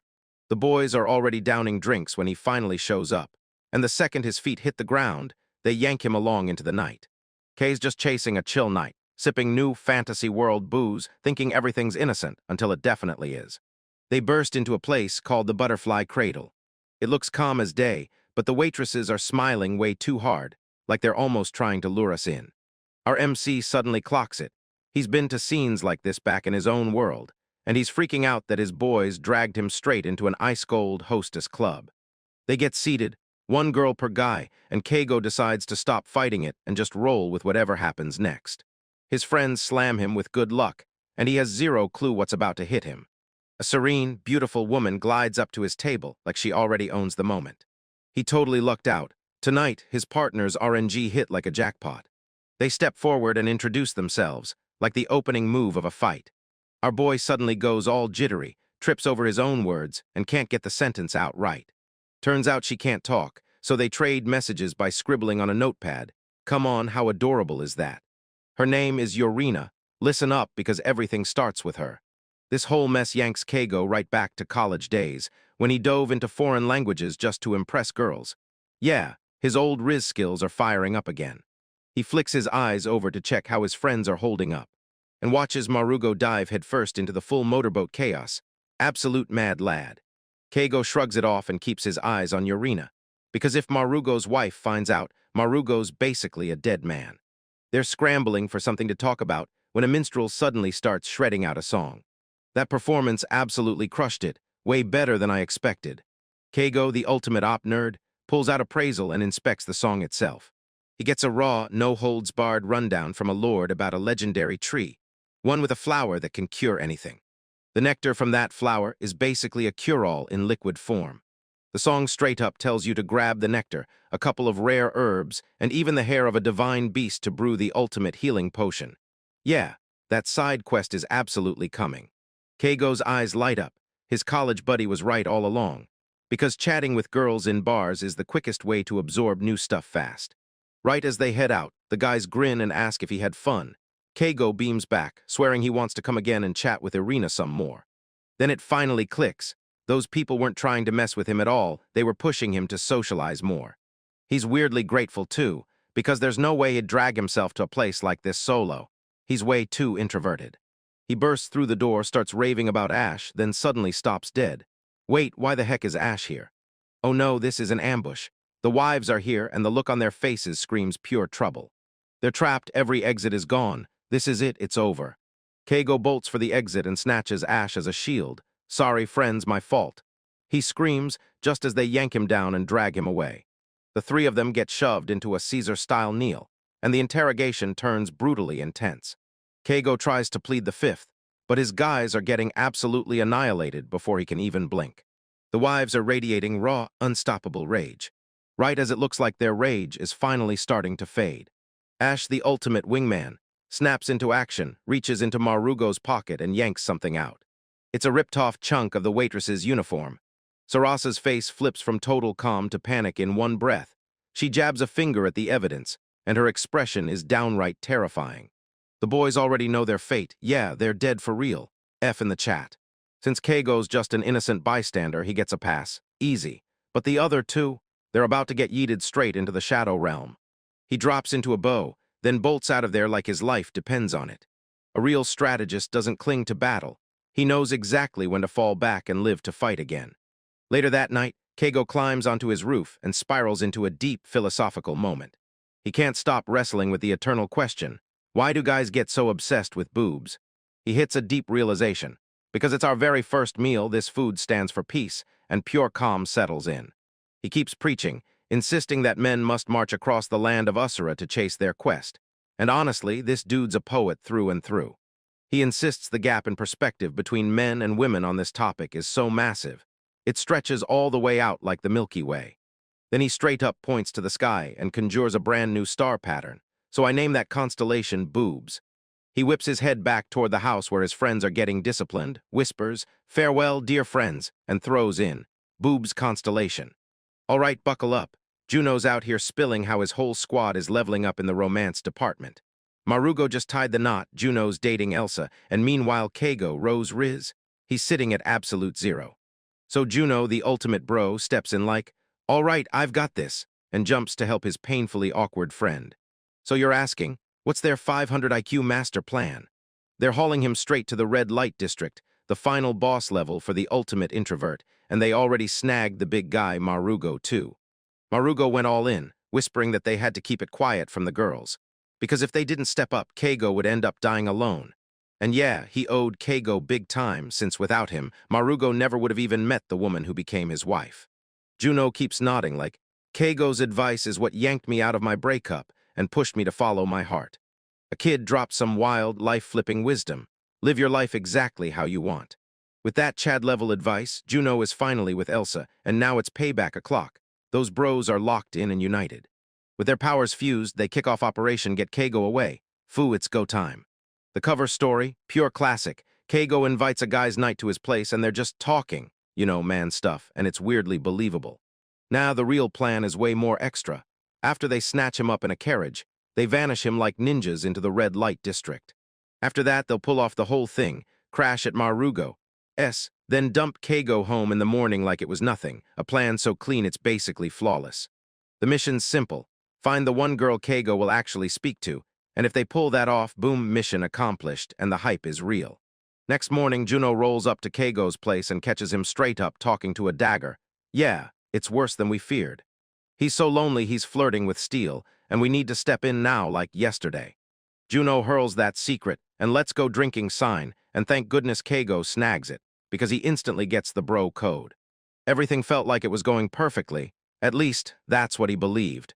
And bam, on their way back, they crash straight into their girlfriends, and the RNG gods totally screw them over today. It's a full-on party wipe. Turns out Marugo went on a rampage and swears he remembers nothing. Now everyone's freaking out like, "Bro, what the hell did you do?" Elsa's fuming, while Juno's in full apology mode. Sarasa, the only one thinking clearly, clocks that Keigo is just a helpless bystander trapped in the chaos. Marugo blurts out that this mission is for Keigo's own good. But Juno's already panicking so hard he's only focused on saving himself. Sarasa starts hammering her husband with brutal roast after brutal roast. So you were so drunk you don't even remember, yet you still had fun, huh? And then she cracks her knuckles like a warning. Then she straight up swings in and decks him mid-word, yelling, "Shut up, Baldy." She slams him into a WWE-style submission hold until he blisters out a promise. He'll never have an affair again. In the end, all they pulled off was snagging a single slip of paper from one guy's pocket after a lady handed it to him. Then the whole mission crashed and burned in spectacular fashion. Meanwhile, Kigo finally lands back home, kicks back for a breather and tries to get some work done. But Psyche can't shake that bartender waifu Yorina from his head. He's freaking out so hard he's wondering if this is real love. He starts lying to himself. Nah, romance ain't my thing, this'll pass. Trying to bully his own heart into shutting down like a cold, emotionless rock, but his galaxy brain instantly cooks up the perfect excuse. She's got tasty drinks at her shop, so he has to learn the language, and sure, Sue or your buddy, we all know you're just simping. He doubles down on the lie, telling himself showing up at her place is all for his own good. Yeah, right. And boom, right away they click, and he's even showing up with her snacks like, I'm really going for this. He starts rolling by her place like clockwork, soaking up the good vibes every time. They kick back, clink drinks, and soak up the good vibes like nothing can touch them. But the longer he stays with her, the stranger it gets, like a flower just appearing asterisk on his hand out of nowhere. He starts spiraling, slammed by the memory of how he always shoves people away, and his heart is locked up tighter than Fort Knox. But Yorina, somehow she just gets him asterisk. She locks in with full attention, and it hits him like, there's no way I can match her energy. He can't tell if she's messing with him, but his words still land, because she's not pretending at all. She's honestly locked in on his world. He's thinking it's just some move to reel guys in, but nope. She's clearly enjoying herself, too. When he speaks, she lights up so hard everything else just turns to mush. Pure main character energy, no doubt about it. Now he's getting bold, telling her he wants to know everything about her, and promising he'll trade his most precious treasure in return.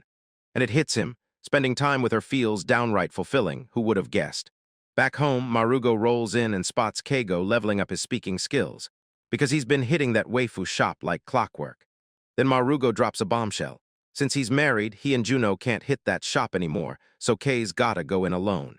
Winter's creeping in and our boy panics. He decides he's building a fireplace because apparently Hikato's about to freeze solid. As he lounges by the fire, he locks in his choice. Yorina's most precious gift, the one he'll give with all his heart. He's determined to give her a book, using his appraisal skill to turn everything he saw into a picture book, then sprinkling in some cooking tips to keep it normal, so the nobles won't get suspicious. He slaps the final touches on it, signs his name and crosses his fingers, because this is it, and something huge and wildly romantic is about to hit. He's absolutely beaming over his brand new fireplace, until it hits him. Uranusen needs a chair too.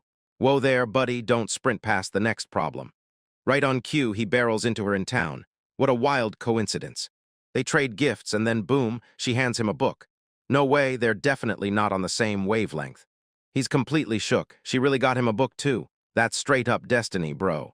And yeah, she even hooked him up with a full set of winter clothes, because that's just how awesome she is. So the second he gets it, he's changing right into that fresh new drip. Yorino can't believe the book he made.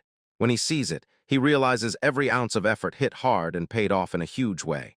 She's totally hooked, devouring every page like it's her lifeline, and Kigo's over the moon, because her happiness is contagious. Then she slides right up to him, orders him to read the spell from the grimoire she just handed over, an ice magic book. He tries it, and boom, instant ice erupts out of nowhere. A system notification blares, asterisk skill obtained. Ice. And suddenly he realizes he can learn skills from books, like the whole game just flipped on its head. He dives into experiments, and as soon as he does, it clicks. Like every other spell, the energy he pours in and the time he spends twists the outcome. He's absolutely thrilled to learn they both love books, and honestly, that's a match made in heaven. He can't stop thinking about her. Somehow the time either whips by in a blur or drags so slow it almost hurts. It's a whole vibe. Later, he spots Marugo and Sarasa, basically the town's power couple, and their reactions make his fresh outfit feel even more unstoppable. That night he couldn't sleep. His mind wouldn't shut up, because he thinks the real reason he keeps people at arm's length is his old boss, the one who treated being late like a sin, like it made him a murderer, and God, he can't stop replaying it in his head.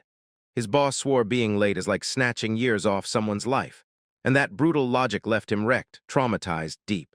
But somehow, with Juno, Marugo, and Sarasa by his side, it doesn't feel like they're pulling him under. He's starting to realize this is what real friendship feels like. Then his mind slips right back to Urina. Being with her doesn't feel like stealing years. It feels like life keeps getting longer. Sharing it feels easy, then the realization slams into him like a truck. She might be my fated one. The more he spirals over her, the more clueless he feels. He'll admit he likes her, but love hits like a storm and everything gets messy fast.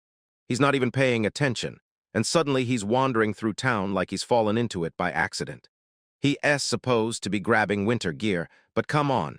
He's really here to hook Urino up with another present. He hands her the water dagger he forged himself, and she gasps in shock, then grins because she's totally obsessed. She steps in super close to thank him, and my boy's brain totally fries. He's like, next time I'm bringing a weapon for my own safety. But then, boom, he spots her riding and can't help wondering if she treats all her male customers the same way. His heart drops through the floor. Yeah, the jealousy is hitting hard and it's real. Feeling like garbage, he decides to hit the gym and burn off all that pent-up rage. Then his fox Ash goes berserk. Something monstrous is lurking outside the wall. He bolts forward, and there it is.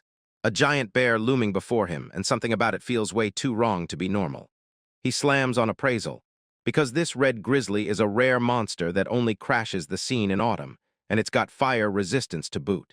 He figures fire's the kind of power water loves to crush, so he straps in the bow gun and lines up his shot. He squeezes the trigger, yet the bear roars right through his shot like it's nothing. He can't stop replaying it thinking, did I even land the shot? A monstrous burst of steam explodes, swallowing his vision in a whiteout. But he keeps his eyes locked in and drops a flawless headshot straight through the steam bulls. With that, he levels up. Boom, he's at level 16 now, and the grind is still relentless. Then he whips up a meal with nothing but bear meat, and holy hell, it tastes insanely good. And somehow he snagged the bear's family jewels, useful for medicine.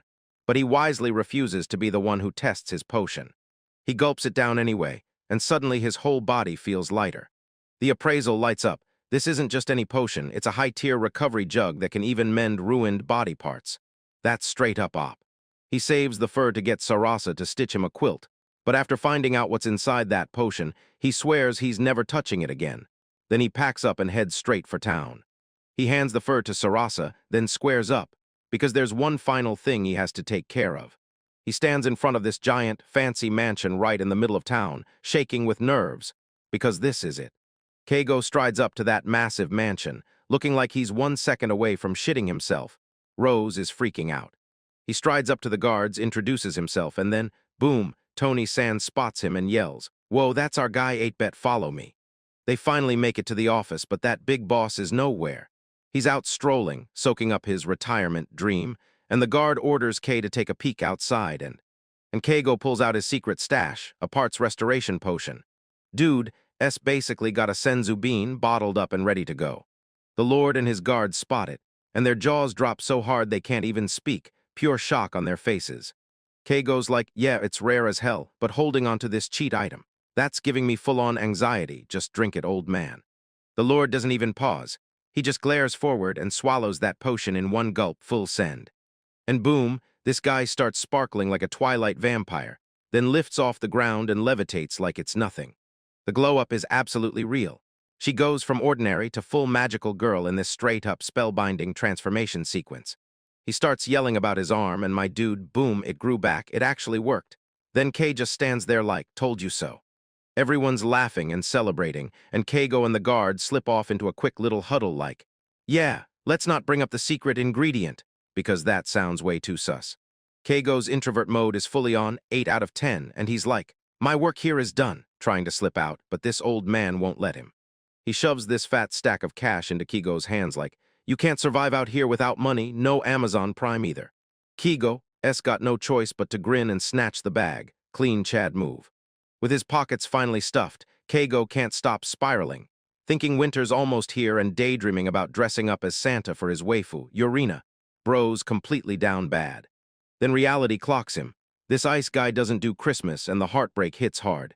He ducks into a shop, slams down some cash, tells the clerk to keep the change, and flashes that fresh stack like it's nothing. He barrels into Marugo's crew, and Marugo, the absolute unit, tells him he's just out here counting cash on the shore like it's nothing. That's rich people problems at the highest level. Back home, Kay is vibing hard with his brand new super fluffy blanket, fully in mafumafu heaven, ready to blitz through the winter. He's under the blanket, teasing his tiny fluffball pet Ash and gushing about how adorable it is. Yeah, the dude's got a serious soft spot. Suddenly, knock knock, Juno and Elsa show up, and he wastes no time, yanking out the bear meat to throw them a feast. They're digging into some sukiyaki, and I swear it's so bussin' it's unreal. He slides Elsa some juice to keep her going since she runs the bar, but she can't swallow the irony. Then things turn super awkward. Juno and Elsa are tossing around a question they're dying to ask, like it might burn them. Then it hits boom. So, are you dating Yurina? Keigo's face just screams bruh because he clocks it instantly. They rolled up for the tea, not small talk. Keigo goes full dense MC, panics like this is way too complicated, then decides to ghost the whole question, straight up dodging like it's his superpower. But they totally fall for his dodge and step in to help with the winter prep meltdown. Crisis averted for now. Once they're gone, Keigo spirals in his own thoughts, trying to talk himself into it being fine. That he never went to see Yurina. Bro, you're coping so brutally it hurts. He's lining up these huge tubs to scoop up ice right now, then planning to melt it into water later. This guy's a full-on survivalist, no joke. Then he decides it's bath time and speedruns, filling the tub with his magic water dagger. Op move, straight up unbeatable. Sitting in the tub, my guy suddenly goes full philosopher. Romance ain't some movie fantasy, it's just survival, and survival's a full-time job, no cap. He's straight up breaking into a heartfelt talk with his pet, and the little guy's soaking up the steam like it's the best part of the day. He spots an entire family of squirrels, and that one moment yanks him straight into another spiral, back to his old life, the pressure to marry, and all the heavy baggage he's still carrying. He lands on the brutal truth that romance is way tougher than survival, and for this guy, that's probably dead on. He hammers together a clothing rack, but the second he's done, his thoughts slam right back to Yurina, and panic hits hard as he spirals, wondering if he's even strong enough to protect her. The self-doubt is brutal. He's back at the guild, basically telling the guild master, I'm not good enough for Yurina, and I'm like, bro, stop self-sabotaging. The guild master steps up and promises to take care of his precious pet. Keigo flat out confirms he's not going to see her. With one last goodbye ringing in his ears, Keigo slams the door behind him and hits the road. Right as he's leaving town, he suddenly feels this wild burst of joy. And my man is totally thrown off because he can't even explain what he's feeling. Then the crushing depression slams him.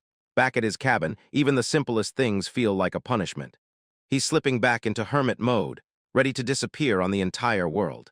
He launches into a full-on boomer rant about how there's no internet here, then turns socializing into some enemy vs ally strategy.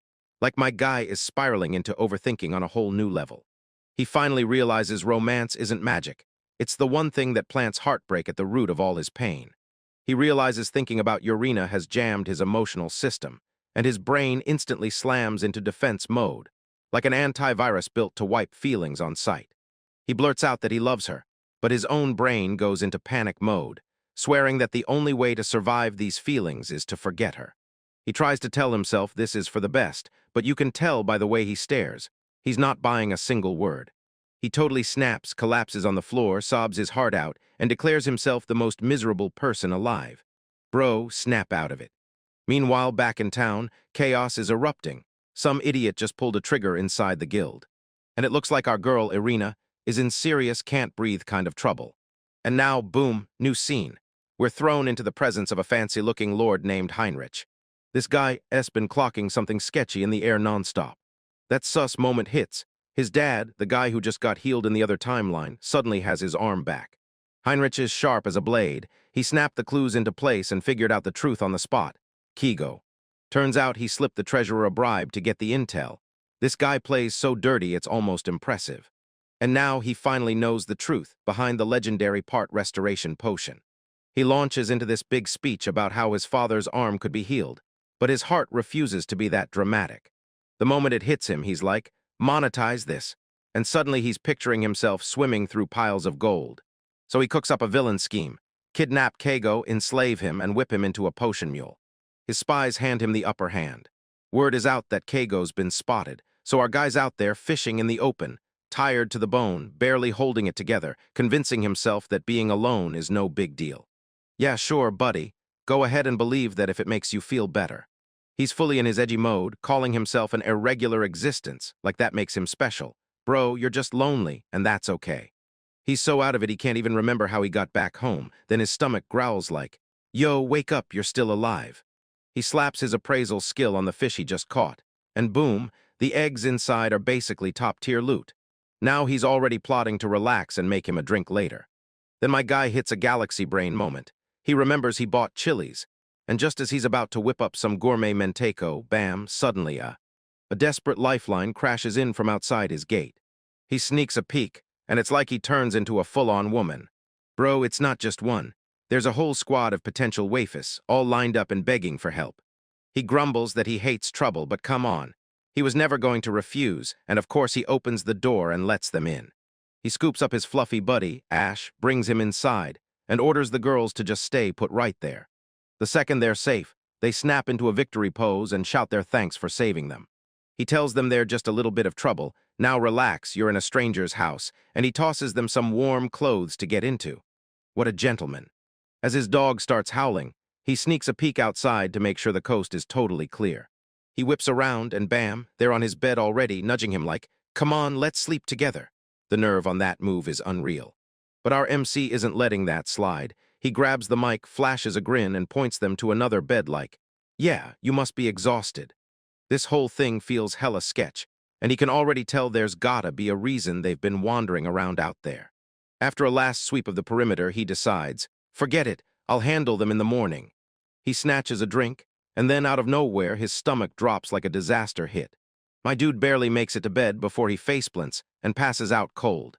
While he's lost in dreamland, the girls are wreaking havoc, and the moment he wakes up, he shoots straight up with a giant, stunned huh. Ash, the real MVP, is throwing himself in the way to stop one of them, while still being the fluffiest little menace ever. Keigo suddenly rockets out of bed and fires off, demanding to know what's happening. And just like that, a giant tiger man smashes the door down, roaring, my women! And boom, plot twist. The big brute demands the healing potion that once fixed someone else's arm, and Keigo finally clocks it. This is a setup from the start. Before he even gets a word out, the guy rips out a hellfire sword and blasts flames so hot they nearly torch the entire place. Too bad for him. He walks straight into one of Keigo's traps and gets blasted by lightning. The shock slams into him and bam! He's sporting a brand new afro, a total upgrade from that floppy mohawk. Now Kei's gotta make a call fast. There's no way he's throwing 3 women out into the freezing cold, not after they set him up. Right then, a familiar voice cuts through the chaos. Marugo and the cavalry is here. And right there with them, best girl Urina shoots a worried look like something's about to go horribly wrong. The moment it starts, the whole scene gets brutally awkward, like everyone's frozen mid-breath. He connects the dots in a flash and realizes they slipped him sleeping pills as part of a nasty scheme. Turns out that Afro bastard didn't come alone. He'd been paid up with a bunch of goons to use the girls as bait and trap him.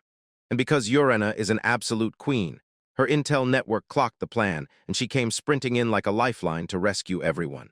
Because she's freaking out, Keigo tells the entire crew, drop it, everyone crashes here for the night. Later, they go all out and throw a massive party to celebrate. Those 3 bait girls wisely bounce early, so the main crew is left to rage. And just like that, he serves up that fancy cheese menteco he was seconds away from making. And everyone's freaking out because the food is just that ridiculously good. As the others dig into their food, Keigo catches Urina staring at him, so he grabs her and slips outside for a quick private chat. He can't shake the crushing guilt of vanishing on her and leaving her without a single explanation. He can't stop thinking about how she sprinted through all that distance for him in barely any clothes, and then he just yanks her into a tight hug. Then he slips his coat over her shoulders, and the Riz is absolutely out of control, my friends.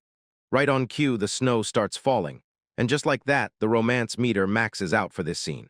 He stares at her, convinced she's a real-life angel. My man is blushing like crazy, completely crashing hard for this woman. He understands this is the moment. No backing out now, he has to fire his shot. He rushes in to apologize for ditching her, then blurts out, one more thing, like he can't stop himself. He blurts the L word, and I'm like, no way, I'm done for, and then she snaps right back with Amy too. Let's go. He clocked that my guy is drowning in emotions, replaying every word of the letter his waifu wrote him while they're riding through the snow. She straight up told him, if living with me is too much, just break it off. She even said she might cry like, so what? And honestly, that reverse psychology was elite, no cap.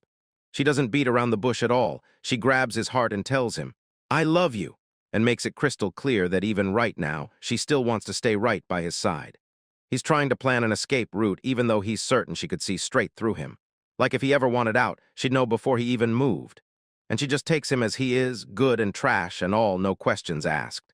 He was totally stunned that someone like this could even exist. The kid's worst nightmare is waking up again in Japan. Just another Tuesday to everyone else, but a full-on disaster for his iSky life. So we'd have to ditch Yorina and leave Ash behind. And now he's full-on simping, straight up saying his heart would splinter into a million shards, because he genuinely can't breathe or live without her. And just like that, a brand new chapter of his life kicked off, bursting with way too much fluff. He's out here praying they'll make it to old age, holding each other close, loving on each other every single day.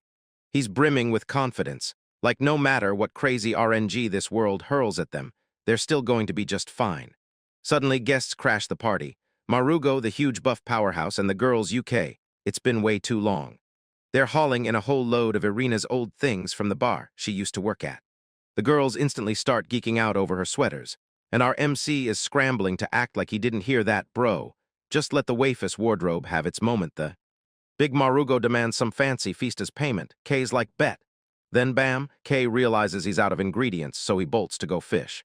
Just as he's about to walk out, Yorina launches a huge smooch on him right in front of everyone, total public chaos. Let's go. The whole squad is blushing like crazy, begging them to stop, and Keigo just slips out. Mission accomplished, no questions asked. Meanwhile, some random soldier is slogging through the snow, grumbling at the biting cold, just desperate to finish his mission and be done. He trips over a bizarre, thorn-laced mess, packed with holes that scream, yeah, that's seriously suspicious. Suddenly, bam, spikes start blasting out everywhere. He slams his shield into the attack, and the second he sees it, he knows. This isn't a normal monster at all. It's a brand new species, the same kind that probably wiped out those mermen. He taps appraisal in Bam, because Bam isn't facing some joke. It's a massive, thorn-covered urchin thing, a giant spiky monster that hates serpents. And yeah, it's one big weakness, lightning. Bro's brain goes full overdrive.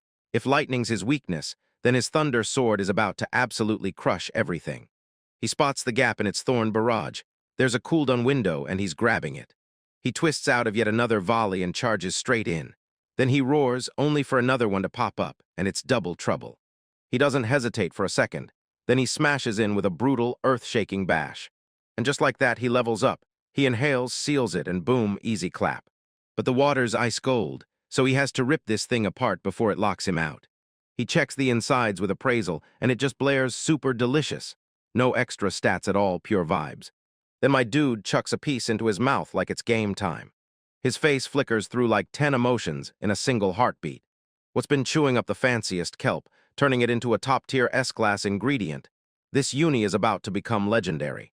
He got so hyped he screamed, snatched the giant urchin, and bolted back home before any other mobs even showed up.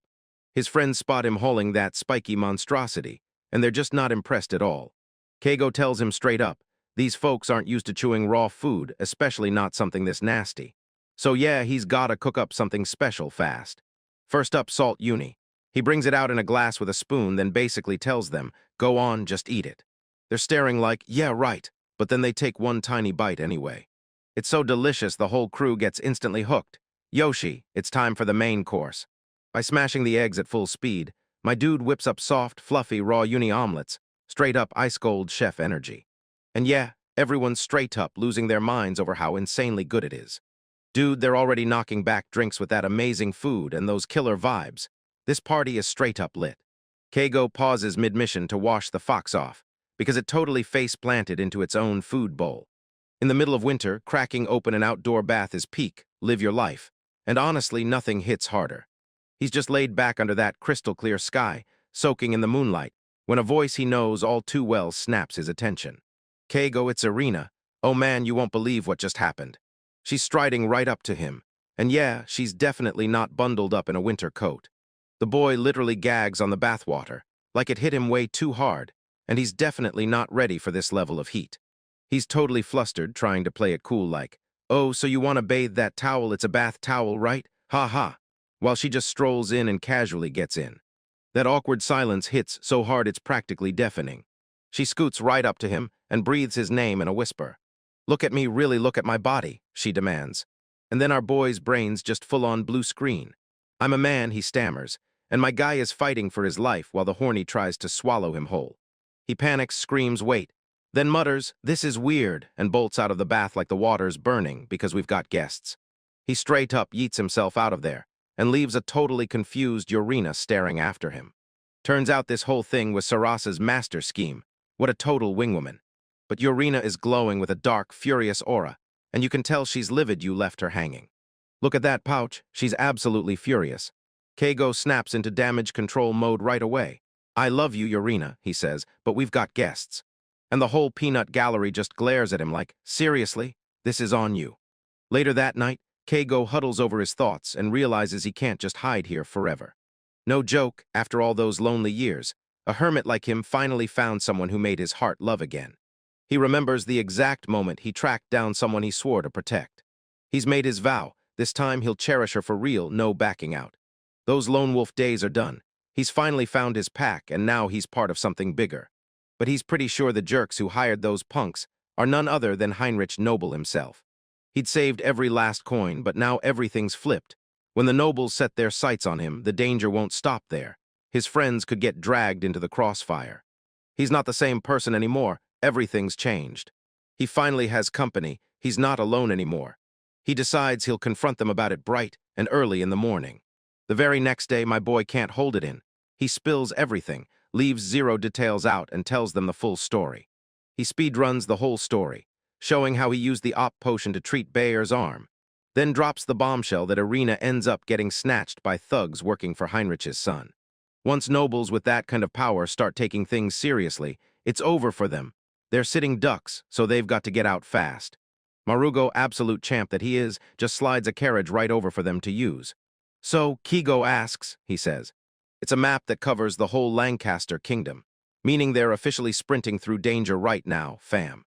Marugo tells them to just relax and have fun, because this is Urena's very first trip. Then he hits you with a straight-up bombshell. "After that, I'll make sure to overthrow Heinrich with Juno and Elsa. You guys just enjoy the ride." What a bro. Keigo is completely stunned, and the only thing he can manage is, "Thank you." "All right, decision's locked. Now grab your stuff and hit the road." He goes out of his way to line up Sarasa's acquaintance to handle the chickens. He heads off to fetch Juno and Elsa, but he stops himself. He can't drag them into his mess anymore. Time to man up and say goodbye. So he shoots them a letter to open later, because he knows if he says it to their faces, he'll completely lose it. He's gotta steel himself and lock in, because the road ahead is where his waifu dreams are gonna be put on the line. Right before they can leave, he blurts her name and calls out to her. He yanks out a urethra flower like it's the key to something insane. Then my guy drops to one knee and hits me with the smoothest line ever. "I love you for all eternity, so please be my earth."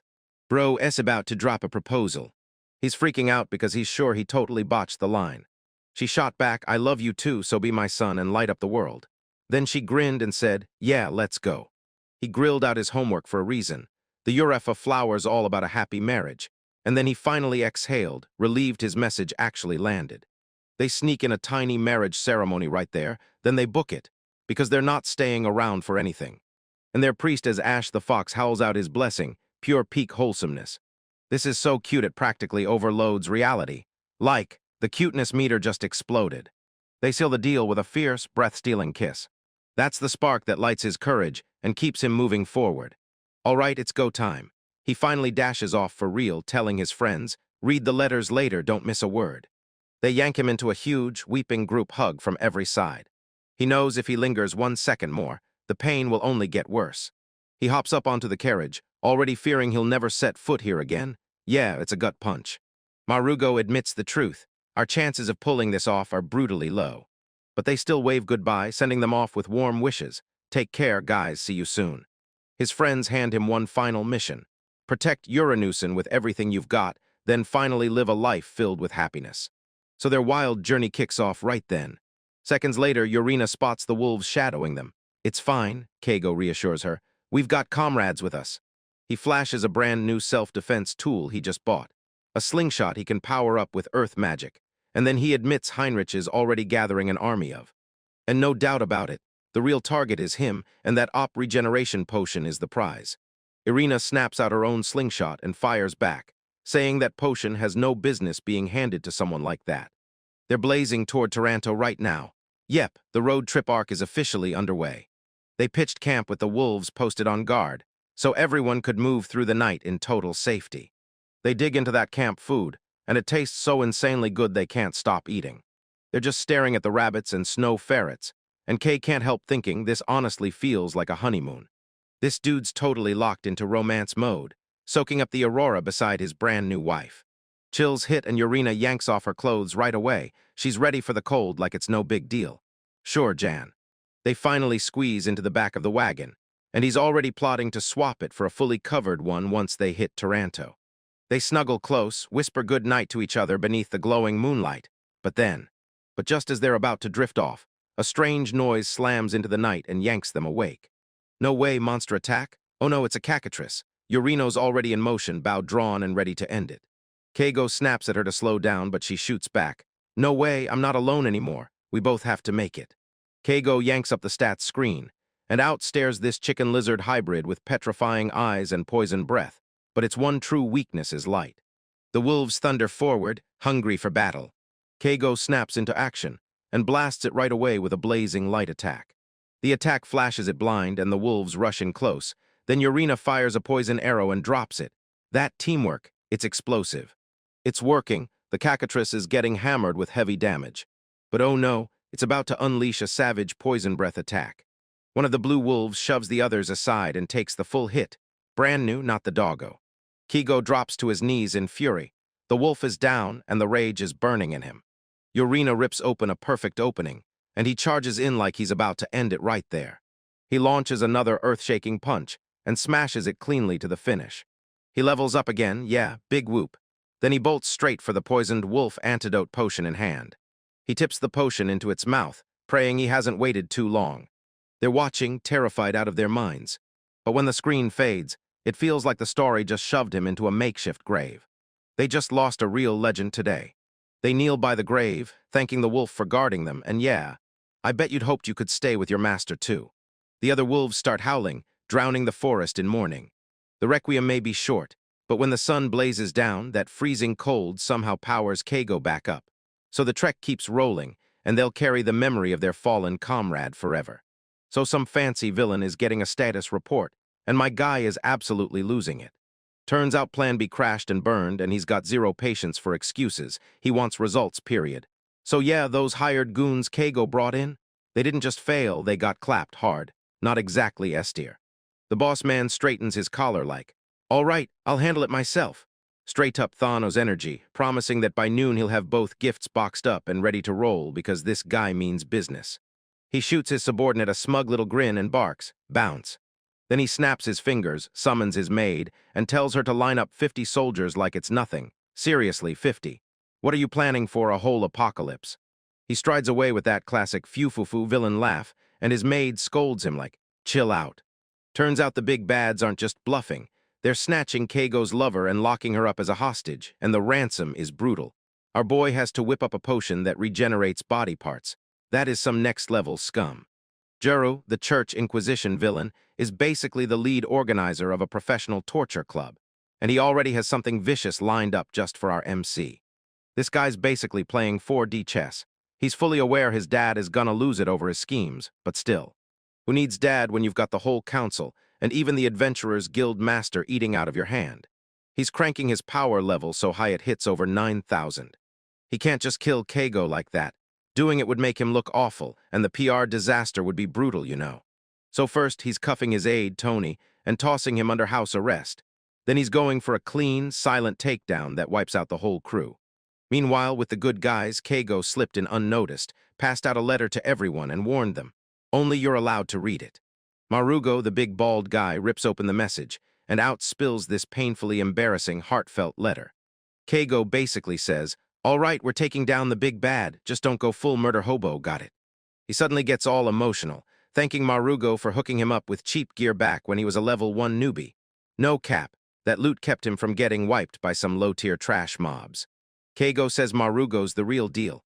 stuck right by his side the whole time, never nosing around, the definition of a true bro. He orders Marugo to watch over the whole town, especially to keep his girl Saraso smiling, and it already feels like he's writing a goodbye. Yep, he destroys the letter admitting he's not coming back, and honestly, he can't handle those long, tearful goodbyes. The feels hit hard, bro. Other members hunker down and read their letters too, and Juno's gets the same warning. Keigo isn't coming back. He cuts to a flashback of them taking down a cactus side by side. Straight up a legendary high-five moment. Keigo admits he was genuinely happy for Juno when he hooked up with Elsa, because my man had been down horrendously bad for Sarasa, and it nearly shattered him. The letter says he's bailing to a town up north, and it orders Juno to guard the new girl, Uranusen. He orders him to keep Elsa smiling, and most importantly, never ever let the girls think he's gone for good. If they hear that, they'll be crushed. He even offers his cabin for them to stay in, and swears he'll pull Juno out of trouble if it ever comes. Absolute Chad. Next, Sarasa curls up and reads her letter, hugging their fluffy mascot, Ash, while Keigo lies through his teeth, swearing he'll be back. Because that promise is going to sting hard later. He beams and tells her, "Thanks for dragging me into the Adventurers Guild. Without you, I'd be homeless." He even drops pro-gamer tips for how to take down a hulking sea urchin monster. Because its one true weakness is lightning, and yeah, that's the heads up. And his parting gift, chickens, yeah, I'm serious, he dropped a whole flock on you, a whole flock of them. Elsa gets her letter next, and Keigo practically grants her and Juno the green light. Plus he vouches that Juno's a solid dude, while basically playing matchmaker from beyond the grave. We get a flashback of him storming out while Elsa begs him to stay. He just shrugs it off and tells her, "This is temporary, like my heart can't handle it." Right now, Juno and Elsa huddle together, tearing into their letters, and Keigo even drops instructions on how to prep raw uni. This guy's priorities are absolutely unhinged. Elsa's cheeks blaze red as she blurts that she won't say goodbye, and then they decide to clean his house for when he comes back, because it's so heartbreakingly sad.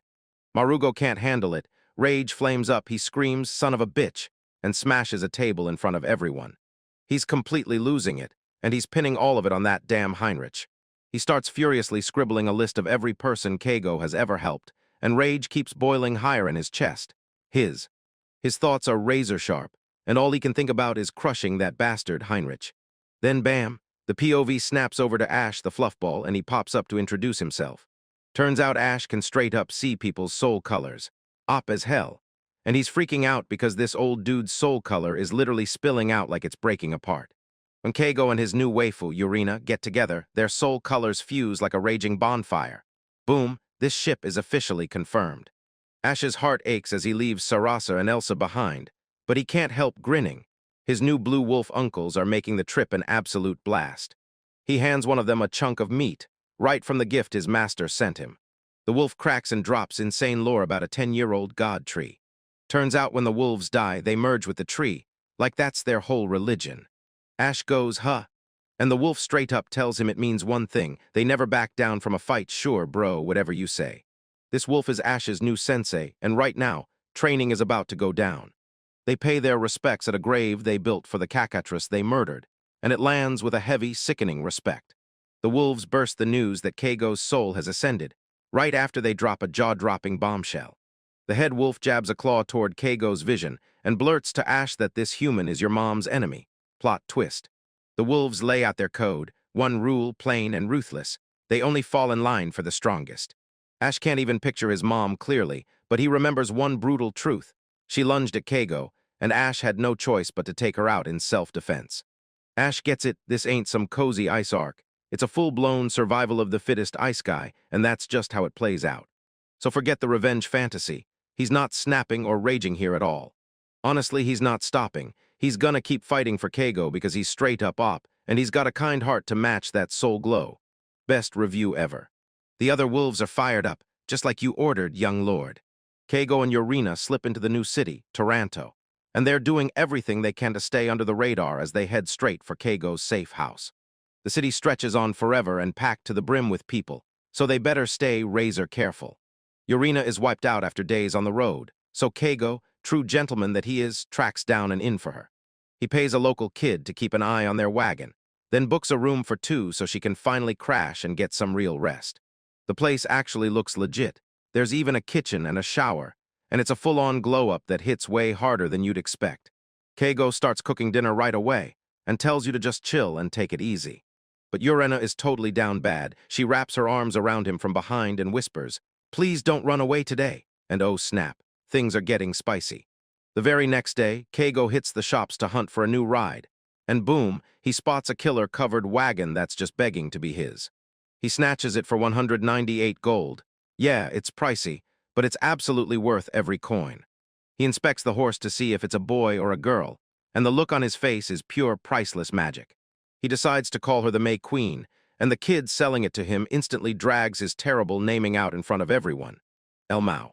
He convinces Urena to help him haul their stuff, and the kid grins and demands a tip. Kay's just like, "Yeah, I don't have that." The next morning, he leans in and asks if she slept well, and she's blushing so hard it's basically glowing. She hangs back, cheeks burning, then timidly slips him a note. It's her wish list. She's aching to escape far, far away and see the world with him. Keigo is all in. "Let's go," he grins, grabs your hand, and just like that, the date kicks off. They dove into the local festival, cheering on street performers and soaking up every second of the good vibes. They step into the circus, and both of them light up with pure, unstoppable smiles. It's basically one non-stop montage of them being ridiculously cute, laughing, glowing, and just totally happy together. The cruise ship has officially roared out of the harbor, and everyone's watching it vanish into the distance. After that date, they slip out of the inn fast, because staying put for too long would be way too dangerous. Just as they're about to roll out, the kid who sold them the wagon spots something and blurts, "My premonition came true." And yeah, that is way too ominous. And just like that, our new favorite couple rides into the sunset, totally clueless, while we realize they barely dodged some real danger. And yeah, that's the definition of a cliffhanger. All right, this fancy villain is straight up spiraling, like his sanity is shattering in real time. He's not just annoyed, he's in full mad mode because Keigo is a wanted man now, and the way his honor's getting smashed is brutal. He stares at that wanted poster like, "Lucky you, huh? Keigo ain't some trash dear mob you can just farm for EXP. Villain Heinrich twirls his chin like he's plotting the perfect move, then thinks, "Should I slap a bounty on our MC?" But instantly goes, "Nah, that's lame." The RNG would make it way too easy, so instead he fixes his gaze on an op potion he's been hoarding, insisting it's for his eyes only.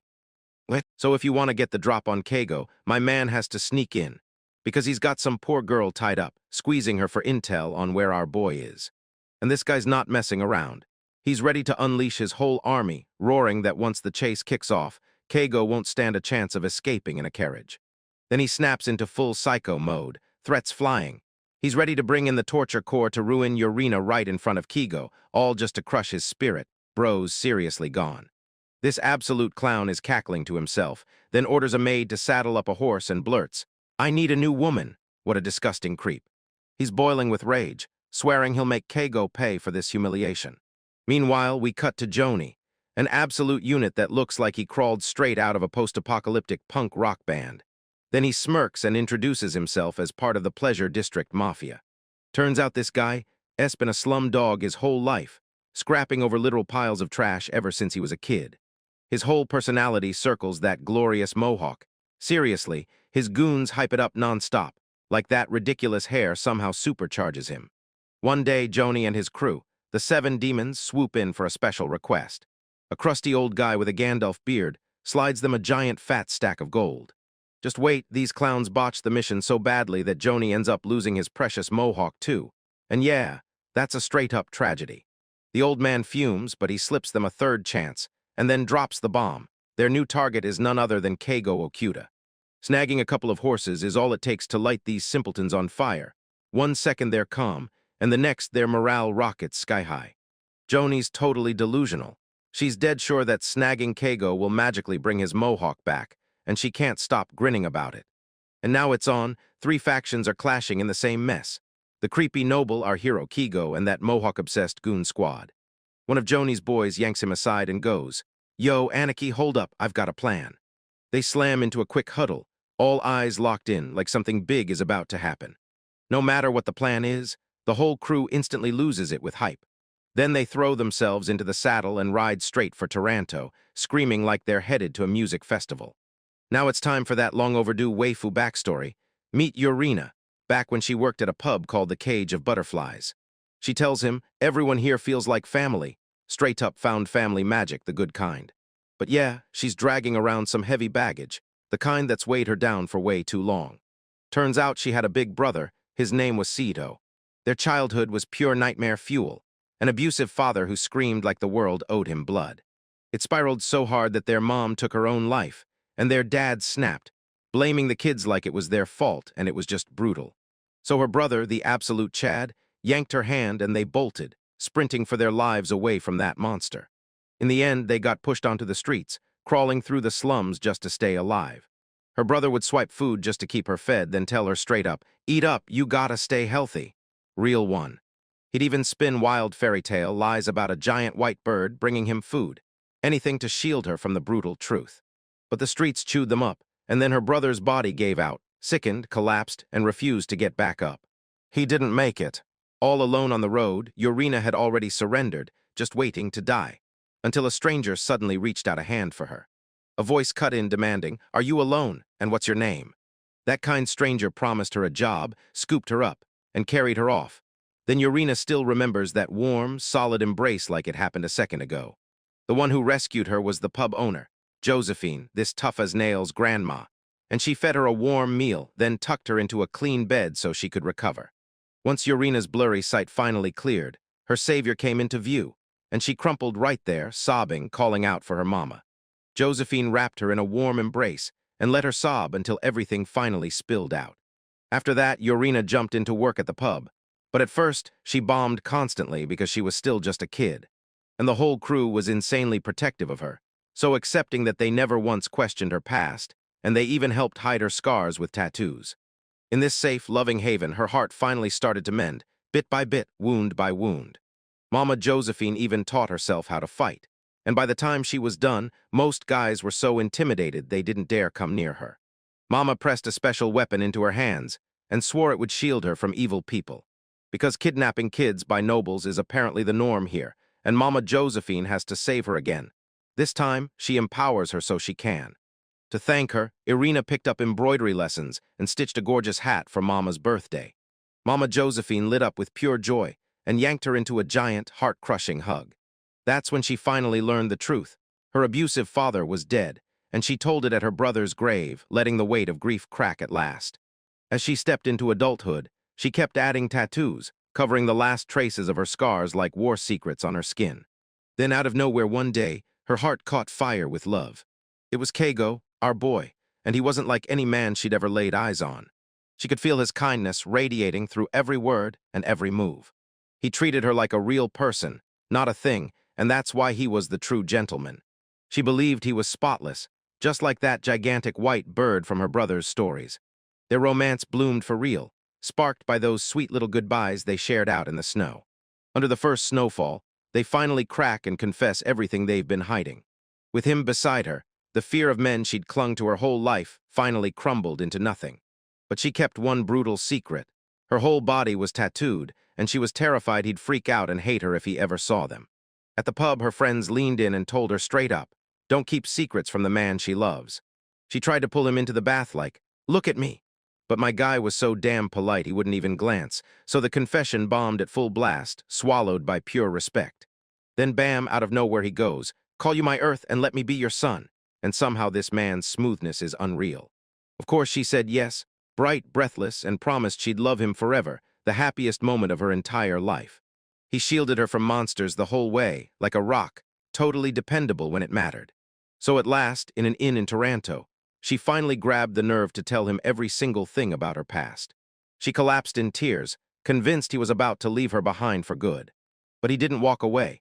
He snapped on her behalf, rage blazing, and started stirring up some seriously weird potion.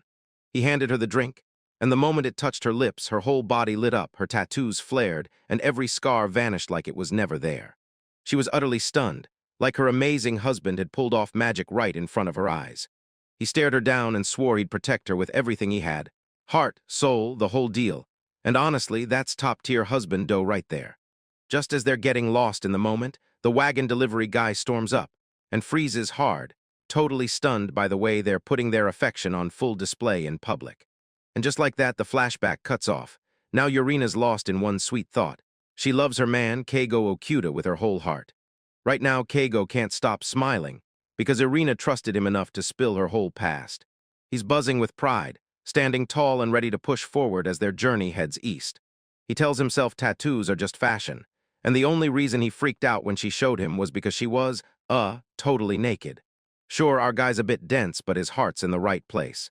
Life in this brand new world has treated him surprisingly well so far. Honestly, it's been pretty damn good. He's completely gone for her, convinced he'll never find anyone as amazing as Urina ever again. Yeah, he's down bad, and it's the best kind of down bad. They slam down their gear and make camp for the night. Then whoa, their tiny fox's sense of bet-snapping chaos screams as a colossal presence explodes out of the snow. A hulking sea urchin monster just looms. Kay, you're going right for it. All right, let's get this bread. Urina blasts it with a massive spell, and Keigo immediately grins, calling it a perfect support. They drop it like a flawless tag team, then erupt into a high-five, pure relationship goals. After the dust settled, they kicked right back into normal mode and set up for the night like nothing happened. She slid straight into bath duty, and he fired up the kitchen to cook dinner. And my guy straight up whips up legit-looking raw uni pasta from the monster they just took down. This man's cooking skill is maxed out. Both of them can't stop raving about how insanely good the food is. It's this insanely wholesome moment where they sit by the campfire and feed each other like it's the cutest thing ever. After that, Keigo swings out of the bath like he's got somewhere to be. He glances over and sees Urino sprawled out cold, wiped out and drained from the grueling journey. As he tucks her in, she dozes off and mumbles his name like, "I don't feel lonely anymore," and my heart, man. Keigo starts spiraling into deep thoughts, how her tattoos have been a shield all along, and how Marugo's tattoos keep the memory of his late wife burning too. He can't shake the guilt for how awkward he acted the moment she first tried to show him. He's blown away by her grit, how she can still smile after clawing her way out of the slums and growing up in the pleasure district, all because the right people kept showing up and lifting her. He praises Mama Josephine's crew like they're the realest found family out there. He swears to himself that one day he'll drag Urina back and show her the place that's truly hers. He watches her sleep, lost in the thought that if she were a person, she'd have not one flaw, nothing to criticize, nothing to fix. I'm pretty sure I would have never fallen this hard for her, like ever. 2196-8. And then boom, Heigo finally levels up after wiping out that massive, hideous spider. Turns out it was this purple tarantula, an elite monster that fires poisonous thorn shots, and honestly that sounds like pure nightmare fuel. Bros are like, yeah, this whole area is straight up a bad vibe. He's gotta roll up his sleeves and get his hands dirty, yanking the poison gland and the heart for some reason. But it's for Urina's storybook or something. Yeah, the dude is absolutely down bad. He marches back to the wagon, swaggering like, "Yo, I'm back," and you already know the monsters are toast. But when he steps in, he finds his waifu, and it's a total nightmare. She's hacking up a lung and looks completely wrecked. He slaps his hand to her forehead, and yikes, she's blazing with fever. And yeah, Chief, this is seriously bad. So yeah, the travel plans are officially dead. There's no way they can move with her like this. Igo tries feeding her a stamina potion, but it does absolutely nothing for the common cold. Because of course it fails. And then he grabs some miracle medicine from another world, praying the RNG finally decides to hit. Dude jumps into chef mode, and while he cooks, he remembers that advice about chopping herbs and stirring them in so the food digests easier. He's stressed as hell, but he's gotta try something. He's flashing back to the time he was sick and felt totally useless. But now everything's changed, because he's got someone to protect, so yeah, it's his turn to be the absolute Chad. Ash the Fox even gets it, pushing him to eat up, stay strong, and power through so he can nurse her back to health. He carefully nudges Irina awake and gets her fed with some soup. And seriously, my guy is acting like the ultimate gentleman. She's all flustered and apologizing, mumbling that she has a weak body. But he shuts that down fast and won't let her drown in self-pity. He's like, "Nah fam, it's cool, just eat, sleep, and you'll be fine." And suddenly it's full-on caretaker mode. He tucks her into bed, whispers to Ash to watch over her, then heads out for something urgent. In the freezing dark, a boy stalks the wild, hunting for specific medicinal herbs. His dedication is seriously next level. But while he's staring, his mind spirals into overdrive, cooking up dark thoughts. Why'd she get sick? Am I cursed? Bro, chill. He snaps himself back to reality and drills one thing into his head. Focus on what he can do for her right now. He's so trapped inside his own thoughts that even a bat flying past makes him jerk like he's been shocked. Yeah, that's what anxiety is, a whole mood you can't escape. Later on, Urena finally jolts awake and starts sketching a picture book, and Higo lets out a huge sigh of relief because she's feeling a little better. Then she just snaps up and strides straight into the freezing snow. Bro, what in the world are you doing? He charges after her, completely freaking out. Then it hits him, he spots it. A grave stamped with her name, and it knocks the air right out of him. Boom, our main character snaps awake, screaming like his life depends on it. It's just a nightmare, thank God. He glances over and spots Urena sleeping peacefully, and relief crashes into him like a freight train. He starts tearing up, calling himself an idiot for having that messed up dream. Yeah, my man was not ready for that emotional damage. He spends the rest of the night keeping watch over her, and it hits him hard that she means everything, leaving Major stunned. Morning hits and he's still out cold, sitting upright like a rock. He leans in and plants a tiny good morning kiss on her forehead to wake her up smooth as silk. He spots her sweating buckets, and that could make her getting cold even worse. Now it's time for the most painfully awkward anime moment ever. He's wiping down the sick girl he's crushing on, fighting with every ounce of himself not to look like a creep, basically muttering, "I'm not gonna assault a sick patient." Yeah, that intense blush and the steam practically blasting off him tells the whole truth, no doubt. She tells him he should swap out those sweaty clothes, and he just goes, "Yeah, fair point." Good news, she's actually hungry, and that's the clearest sign she's bouncing back. He tells her to get changed while he whips up some food. That menu's got hot milk loaded with detox herbs, and some bread too, because we're getting that health bar back up fast. And talk about good RNG. Ash strolls in with a freaking rabbit, and suddenly dinner gets a huge upgrade. They're about to whip up that thing with a mountain of garlic to slam their stamina back into place, and Urena's going to be obsessed with this gourmet feast. That smell is so irresistible, yanks their giant wolf buddies right in. They're ditching the whole monstrous nightmare vibe and acting like giant puppies, tail wagging, begging for scraps. The whole squad drops into their seats for a meal, and the moment Urena can actually taste the food, you've got undeniable proof she's on the road to getting better. Supplies are stacked, their health's back, and now, our eloping couple finally tears off down the road again. But this road drags on forever, and our guy is stuck chatting with these tiny little snowbirds just to kill the time. Suddenly, a giant serpent monster explodes out of the snow. He's not just roaring, he's already wrecked one of you scrubs, and now he's coming for more. He tells his crew to stay back, because he's not letting last time repeat, and he orders his wolves to sit and behave like good boys. Then he throws Ash Yoshi a signal, time for the combo attack to explode. He unleashes a colossal wind blast that tears through the air, and absolutely shreds the serpent, boom, leaving it in pieces with a clap. But Brian doesn't level up. Man, what a total ripoff, so he just shrugs it off. Ureno recoils at the snake's gross vibes, but Keigo's already counting big cash because he remembers how to use serpent meat cells. He throws it on the grill, and boom. What lands on the plate is some next-level glazed anagi, shiny and perfect, and the smell hits you like pure heaven.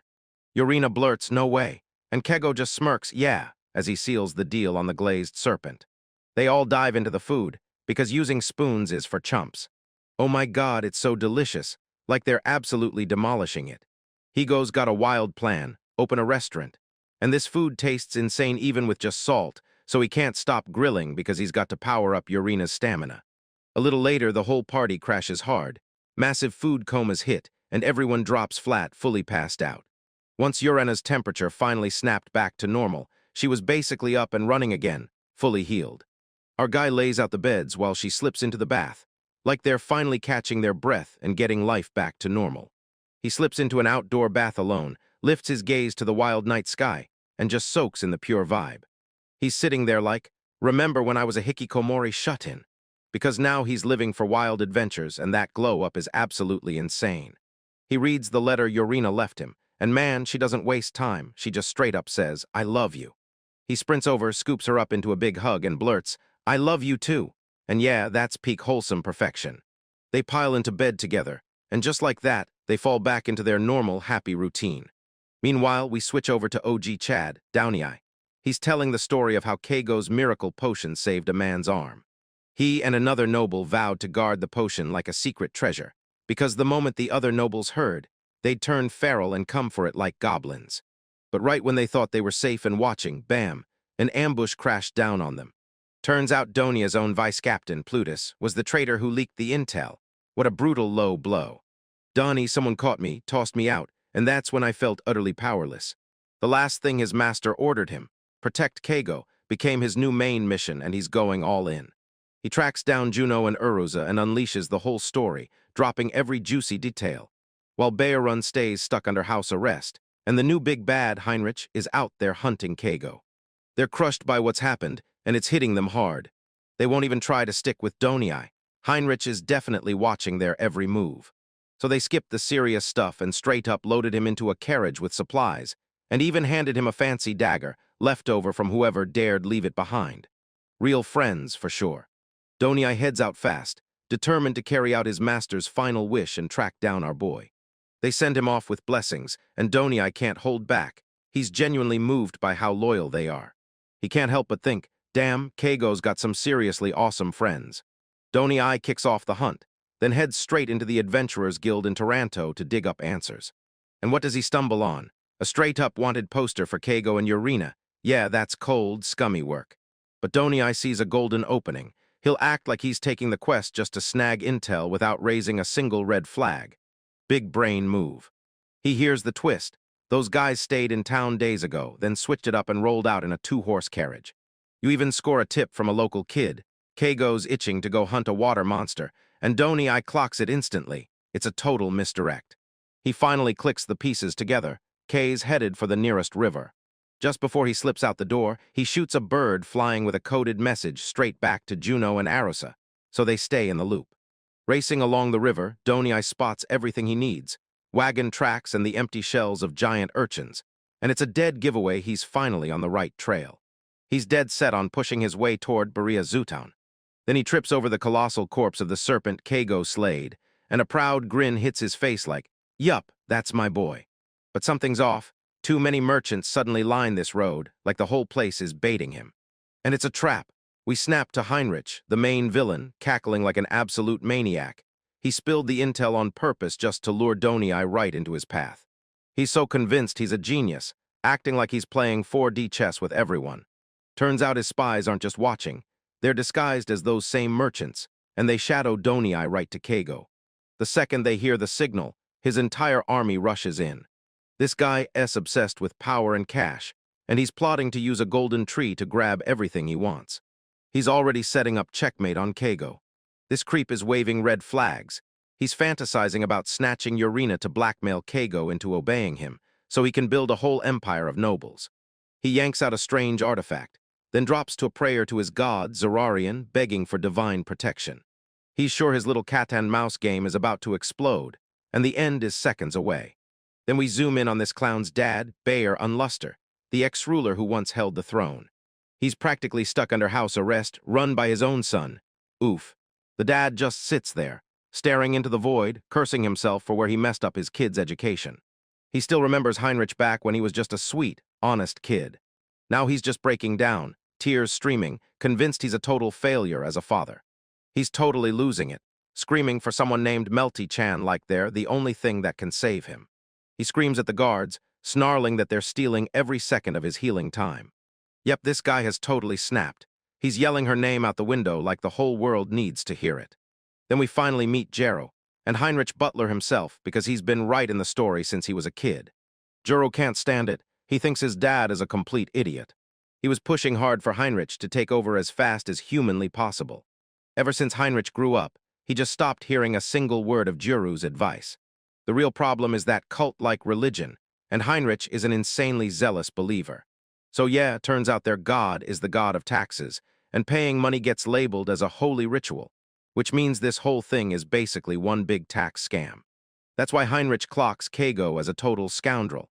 The guy rakes in big money, but never seems to fork over the crazy taxes. Even Jero, who once truly believed, can't stop his doubts anymore about whether these teachings are the real deal. But hey, orders are orders, so our boy and his waifu are on a date, and they're absolutely vibing. Bro's straight up panicking because he just spotted sugar in a port city, and apparently that's a huge deal.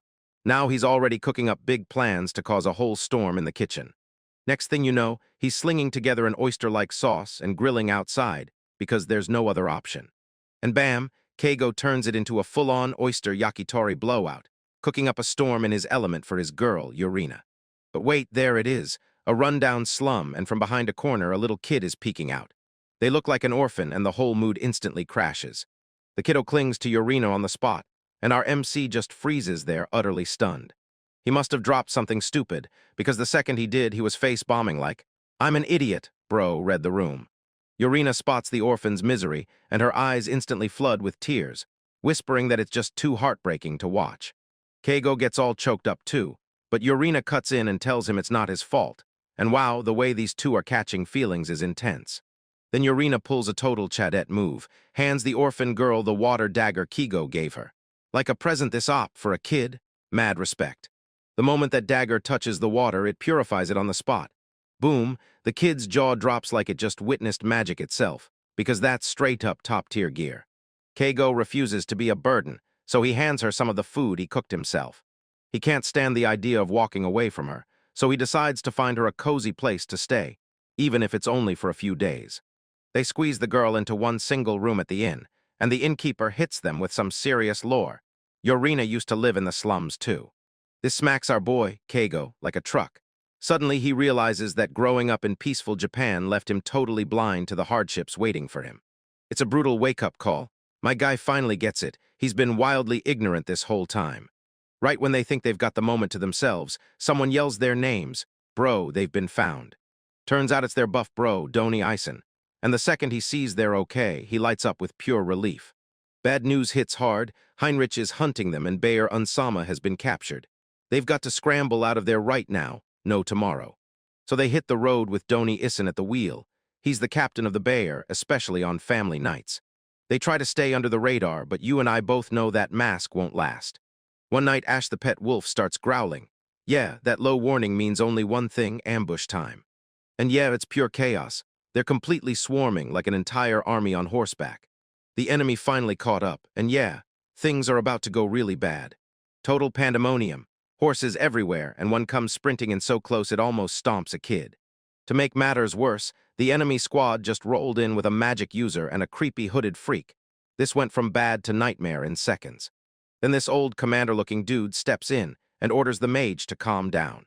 Yeah, that's the real final boss of this area, no doubt about it. Before anyone can even blink, a crew of goons snatches Yorina right out of the moment. The commander steps forward, grinning like he already won, claiming he's done his homework. Then he orders them to drop their weapons and surrender. Yeah, they're outnumbered 100 to 1, so the odds are already wrecked beyond saving. Then one of those bad guys lunges in and slashes Ash, the poor pet wolf. Oh no, they did not just cut him down. Keigo snaps completely, screaming as he strains to keep Ash back, because he knows there's no way this ends in a win. He makes a desperate final play, the classic hero move. The one you want is me, got it? Leave everyone else alone. He drops his weapon, and that's the end right there. The whole squad just stood there, utterly crushed and ready to give up. Well, that's it, GG, game S over. Our boy and his waifu are strapped up in a wagon, and that honeymoon elopement he bragged about. Yeah, it's officially over. Keigo's dead sure he's locked on a one-way ticket straight to the afterlife. But hold up, the cavalry, S on the way. Not like horses and armor, more like Marugo, the big bro, furiously scribbling a letter to plot his buddy's rescue. It's the start of a brand new chapter, baby, and he's rallying with his comrades, building a full-blown resistance from the ground up. This plan has two missions: save Bayer Onsama and kick Heinrich off the throne, because that loser, S not getting to stay in power. Marugo is ride or die for his friends, even if it means risking his own family to do it. But his wife, total queen, she's out here helping like it's what we do, reminding everyone we're not strangers, pure legend. She's not just fighting, she's helping design the Resistance's logo, and honestly, it's awesome watching her take charge like that. And yeah, she's a merchant with a web of connections, so she's snagging the supplies and funding the whole operation. In this Resistance, she's the MVP, no question. And she even talks her dad into letting them turn the inn into their secret hideout. Her dad sits on the town council, and he's 100% ready to back his daughter's friend. This whole family is completely stacked. Marugo's been swamped too, rushing into the pleasure district to get help from the mama and a fighter named Juno, and now the whole town is about to explode into action. Mama is all in now. Keigo just dropped a fat sack of gold in her lap, and you can bet she's backing them up hard with her girls. Marugo's finally realizes you can't ever underestimate a single soul in this city. He tracks down adventurers he already trusts and ropes them in, spreading the word fast about what's happening. And that's why Keigo and his dad are such stand-up legends. Every single person gets treated right. So the adventurers step in instantly, no hesitation at all. Turns out Keigo just saved a whole bunch of adventurers, and now they're seething with gratitude, ready to repay him by kicking some serious butt. But once the regular townspeople learn the old lord got arrested, they rip into Heinrich too, and suddenly the whole town is backing it, loud and proud. Even the local bakers are rushing in to help, insisting Keigo's been acting irregular. Soon everyone's fired up and fed up with the oppression. They're done taking it and ready to fight back. Marugo snaps into motion. He realizes this whole town is tied together by fate, and they've basically wrapped him in open arms and welcomed him home.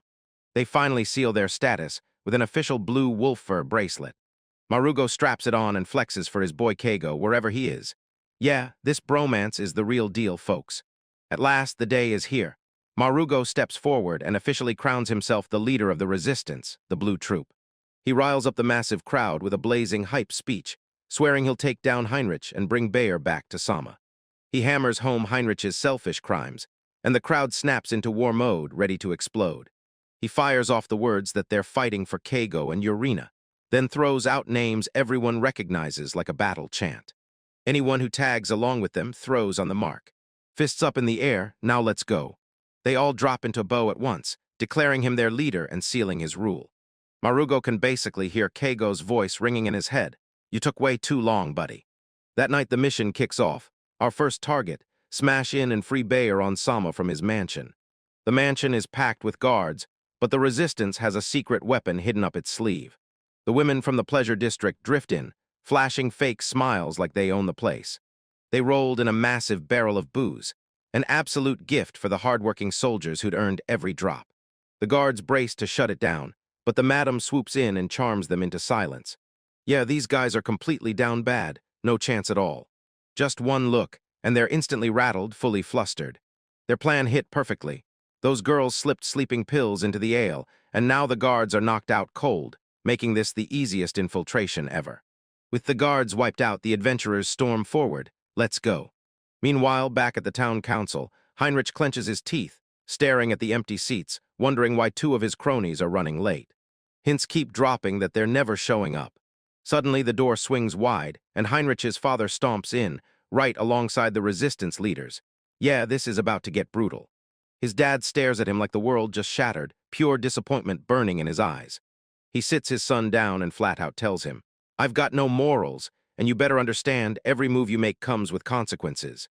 Heinrich tries to act tough and demands proof, but his dad just tears him apart for having zero shame. The villain tries to pull the "you're just a washed-up" card, but your dad shuts him down hard. Then he demands a vote on the spot to decide who'll run the town, because this is a full-on political coup. The council members snatch up their pens and start slamming their votes onto the paper. The numbers get counted, no mercy, no delay. Heinrich spots the result and panics instantly. This can't be real. He screams, Bro, you're done, it's over. His dad shuts it down and tells him to stay home, no debate. Heinrich just got grounded by his own father. What an L. The good guys all drop to their knees for Bayer and Sama, because he's back, and now he's running the show again. Bayer Run gives the Blue Troop every last ounce of credit, calling them his real friends, because he's absolutely blown away. Right out of the gate, he digs into his own pocket, makes the Blue Troop the town's official guards, and hands them the same rights as council members. That's a huge win for the rebellion, an absolute victory that proves what real bonds between people can do. All right, our boy and his crew are heading straight into Leicester Town, and the whole vibe is straight up off. He's trying to act like a stone-cold Chad for his girl, but the second things get real, his whole body's bricking itself. He's basically saying, even if it burns me to the bone, I'll still protect you, Renasan. And yeah, we see you trembling, bro, but look at him, he's got the spirit and you just gotta respect it. Suddenly, the entire caravan slams to a screeching stop. A guy in a killer cloak struts out like he runs the whole place and fires off. So what's up? Right then, some low-level thug snatches Yurina and presses a knife to her throat. What the hell, dude? But hold up, mister, those cool cloaks aren't with them. He yanks out a letter and basically goes, hey, breathe, I'm here to help. Everyone's totally lost. Then this random dude in a sick cloak shows up and suddenly helps, and it's freaking blowing minds. RMC reads the letter, and boom, Heinrich the big bad has been toppled. Let's go. Marugo and the boys actually pulled it off. Turns out Cloak Guy is the vice captain of their ally, and he was out here secretly gathering intel on the DL, absolutely legendary. This dude is so hyped he shoots the guy a celebratory fist bump, pure bro energy right there. With that W locked in, the whole carriage erupts into cheers. Now they're finally free from the tyrant Heinrich. MC even toasts with a random guy who straight up admits he betrayed Heinrich just to reclaim his mohawk. Now that's dedication to the drip. While everyone's still riding that victory high, they finally turn around and head back to Leicester, because the vibes are absolutely perfect. Our boy stands there in the snow, staring out like he's locked in on his squad and everything they're gonna do next. Then boom, reunion time hits and he storms in through the door like, I'm back. And right there the whole crew's waiting, Uruza Sawasa Marugo Juno. That tiny fluffball, Ash, is bouncing off the walls like it's got somewhere crazy to be. It's non-stop high fives as our boy breaks the news. His elopement with Yurina paid off, and we're going wild. Marugo's face dropped as Yoshi turned it into a full-on feast, like they were throwing a party. They roll up to Arouse's in expecting a laid-back hangout, like nothing could possibly go wrong. The whole frickin' town packs in for this insane surprise party, and they're screaming his name like they can't even hold it in. Welcome home, heroes. Yurena's mama slides in for a hug that looks like it could snap a spine in half. The entire crew is roaring with laughter right now. This is pure found family magic. MC suddenly starts getting way too emotional, like the memories hit harder than he expected. Then boom, bam, plot twist slams him, and he reels like his whole world just got yanked out from under him. You guys are insane. This whole inn has been the Resistance's secret hideout the entire time. They just crushed the Resistance, and now the whole crew is leveling up to become the town's official vigilante corps. Plus he's about to get his very own membership badge. Marugo just took the throne, and Juno stepped in as vice leader. Talk about a total glow-up. The party is going insane, and our boy is just soaking up every electrifying moment. He starts bawling on the spot, realizing just how many people actually got his back. Then the dude is full-on ugly crying into his beer. But he throws out a loud laugh to play it cool, masking the fact that emotions are raging inside him. By the end of the night, he's wrecked and barely standing, so poor Yurina has to drag him all the way to bed. Next morning, he's face down and knocked out cold, fully realizing he's in deep, deep trouble with his furious waifu. Oof. After that wild, out-of-control party, everything finally calms down. MC and Yurina start heading home, and he straight up asks if she wants to keep working at her mom's store. He's totally chill with whatever she chooses, because all he cares about is getting to have her close. He's mostly just breathing easy now that she won't have to deal with creepy, thirsty weirdos ogling her anymore. They storm back to their cabin, and the whole place is spotless, like it's been wiped clean just for them. Uruza must have handled it, and honestly, that's badass. Yurena shoves him a letter from her mama, basically. My daughter is head over heels for you. If you make her cry, you won't see tomorrow. That's pure mother-in-law energy. Then she drops the ultimate wingman play. She hands Keigo a gift for him. Bro, it's legit snow white lingerie. Mama's straight up the goat. The arena's down atrociously, and our guy is hitting a classic main character wall, staring down his choice and hesitating like it's life or death. She tells him to jump in the shower while she hustles to get dinner going. Yeah, real dinner. But my man starts pacing like he can't breathe, spiraling into a full-blown anxiety attack over what to do next. His mind races straight to their future baby and everything that comes with it. Dude, your waifu's been waiting. Quit spiraling and go grab her. And then his brain totally derails. Next thing he knows, he's dead set on solving the world's orphan problem. No, for real, what if I teach them how to stand on their own? He's plotting a massive economic revitalization plan to completely revive the whole town. My dudes, you've got one job right now, so stop messing around and get it done, because this sure as hell ain't city planning. To pull this off, I've got to become a legit, dependable businessman. Bro, seriously, please. Right in the middle of his philanthropic daydreams, he suddenly hears a cough coming from outside. He peers out and spots a blazing light cutting through the dark. Heinrich the villain is trapped in a cage, and right now, he's about to freeze into a human popsicle. So what the heck is going on? That little fluffball Ash isn't picking up any danger at all, so Keigo grins and decides to mess with him. He brews up some scorching tea and shoves it into Heinrich's hands, flexing like it's showtime. Meanwhile, the former noble is so wrecked he's basically drooling. And yeah, it's a little evil. I'm not gonna pretend it is. Heinrich drops to his knees begging, please save me. And Keigo just shrugs like, yeah, pity can't beat that. Right on cue, Irina storms in at that exact moment. and her face drops the second she clocks her man sharing tea time with her kidnapper. Later, Keigo hauls him into the bath, and Heinrich erupts, screaming at the water temperature like it personally betrayed him. Total diva. Keigo spots whip marks crawling across his back, instantly clocking that this guy's been through hell, so he tells him to get dressed and crash by the fire. Our boy is it soon, dear, no cap, and then it's lights out, good night. Irina knows her man's way too soft to stand by and watch even a villain get killed. She admits she'll never forgive Heinrich, but she won't let Keigo turn into a killer either, so she takes him in. He's just absurdly good, like the kind of guy you can't help but respect. The very next day, Heinrich drags that useless noble through chores training, because this learn-to-help day is brutal, and Heinrich is absolutely wrecked. He botches chopping wood, can't even handle the chickens, and is basically a walking disaster. So yeah, this rehab is about to be a long haul. Bro can't see a single thing without his glasses. Somehow, over the next few days, they pulled off the impossible and somehow managed to share the same place. They even kick off a morning training routine too. What kind of madness is that? Marugo storms in, ready to end Heinrich right there on the spot, but Keigo lunges in and stops him. Then boom, everything flips, and they end up downing drinks together because of course that's exactly how it goes. Ash hurled a rock at Heinrich because he still didn't trust him for a second. Keigo admits he barely knows the guy, but somehow he can feel the pieces clicking, like he's finally starting to get who he really is.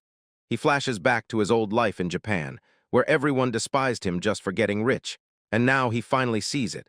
Heinrich isn't some simple one-note villain. Since landing in this world, he's totally changed. He's met new people, faced what life throws at him, and kept growing. Heinrich finally makes up his mind. He's done standing still, and he's taking off to chase his dream of becoming an adventurer. But Keigo, total softy that he is, refused to let him walk out empty-handed. He heaps him with supplies, straps it to a cart, calls it an investment, and smugly expects a smooth return. So Heinrich hands him his shack and sweetens the deal with an interesting trade. Looks like he doesn't need it anymore. They call it goodbye, and Heinrich kicks off his redemption arc like it's his last shot. With the intruders finally gone, our boy wastes no time. He's ready to dive straight into what he wants. But first, let's pause for some real introspection, because he's still not a city guy, and he's totally fine hiding on the outskirts. He steps in, and there's Urina, already done knitting him a sweater, beaming with pride, and it fits him perfectly. Major wholesome points hit you right in the heart. He clocks that she looks a little lonely now that Heinrich is gone, and it's weirdly sweet. He realizes she can't stay stuck alone, so he tells her, "Whenever you want, come visit town, be with your friends and family." But this time, everything hits different. These people aren't stories, they're real. He blurts out that he's got a present for her. He's not just stopping by town. He's rolling up and opening a whole store there. Let's move in together there. She says yes, and suddenly it's non-stop hugs and pure happiness. He blurts out the L word at last, and in that moment he realizes this world has given him his faith in humanity back. So for now, he and everyone else ride off into a happy ever after.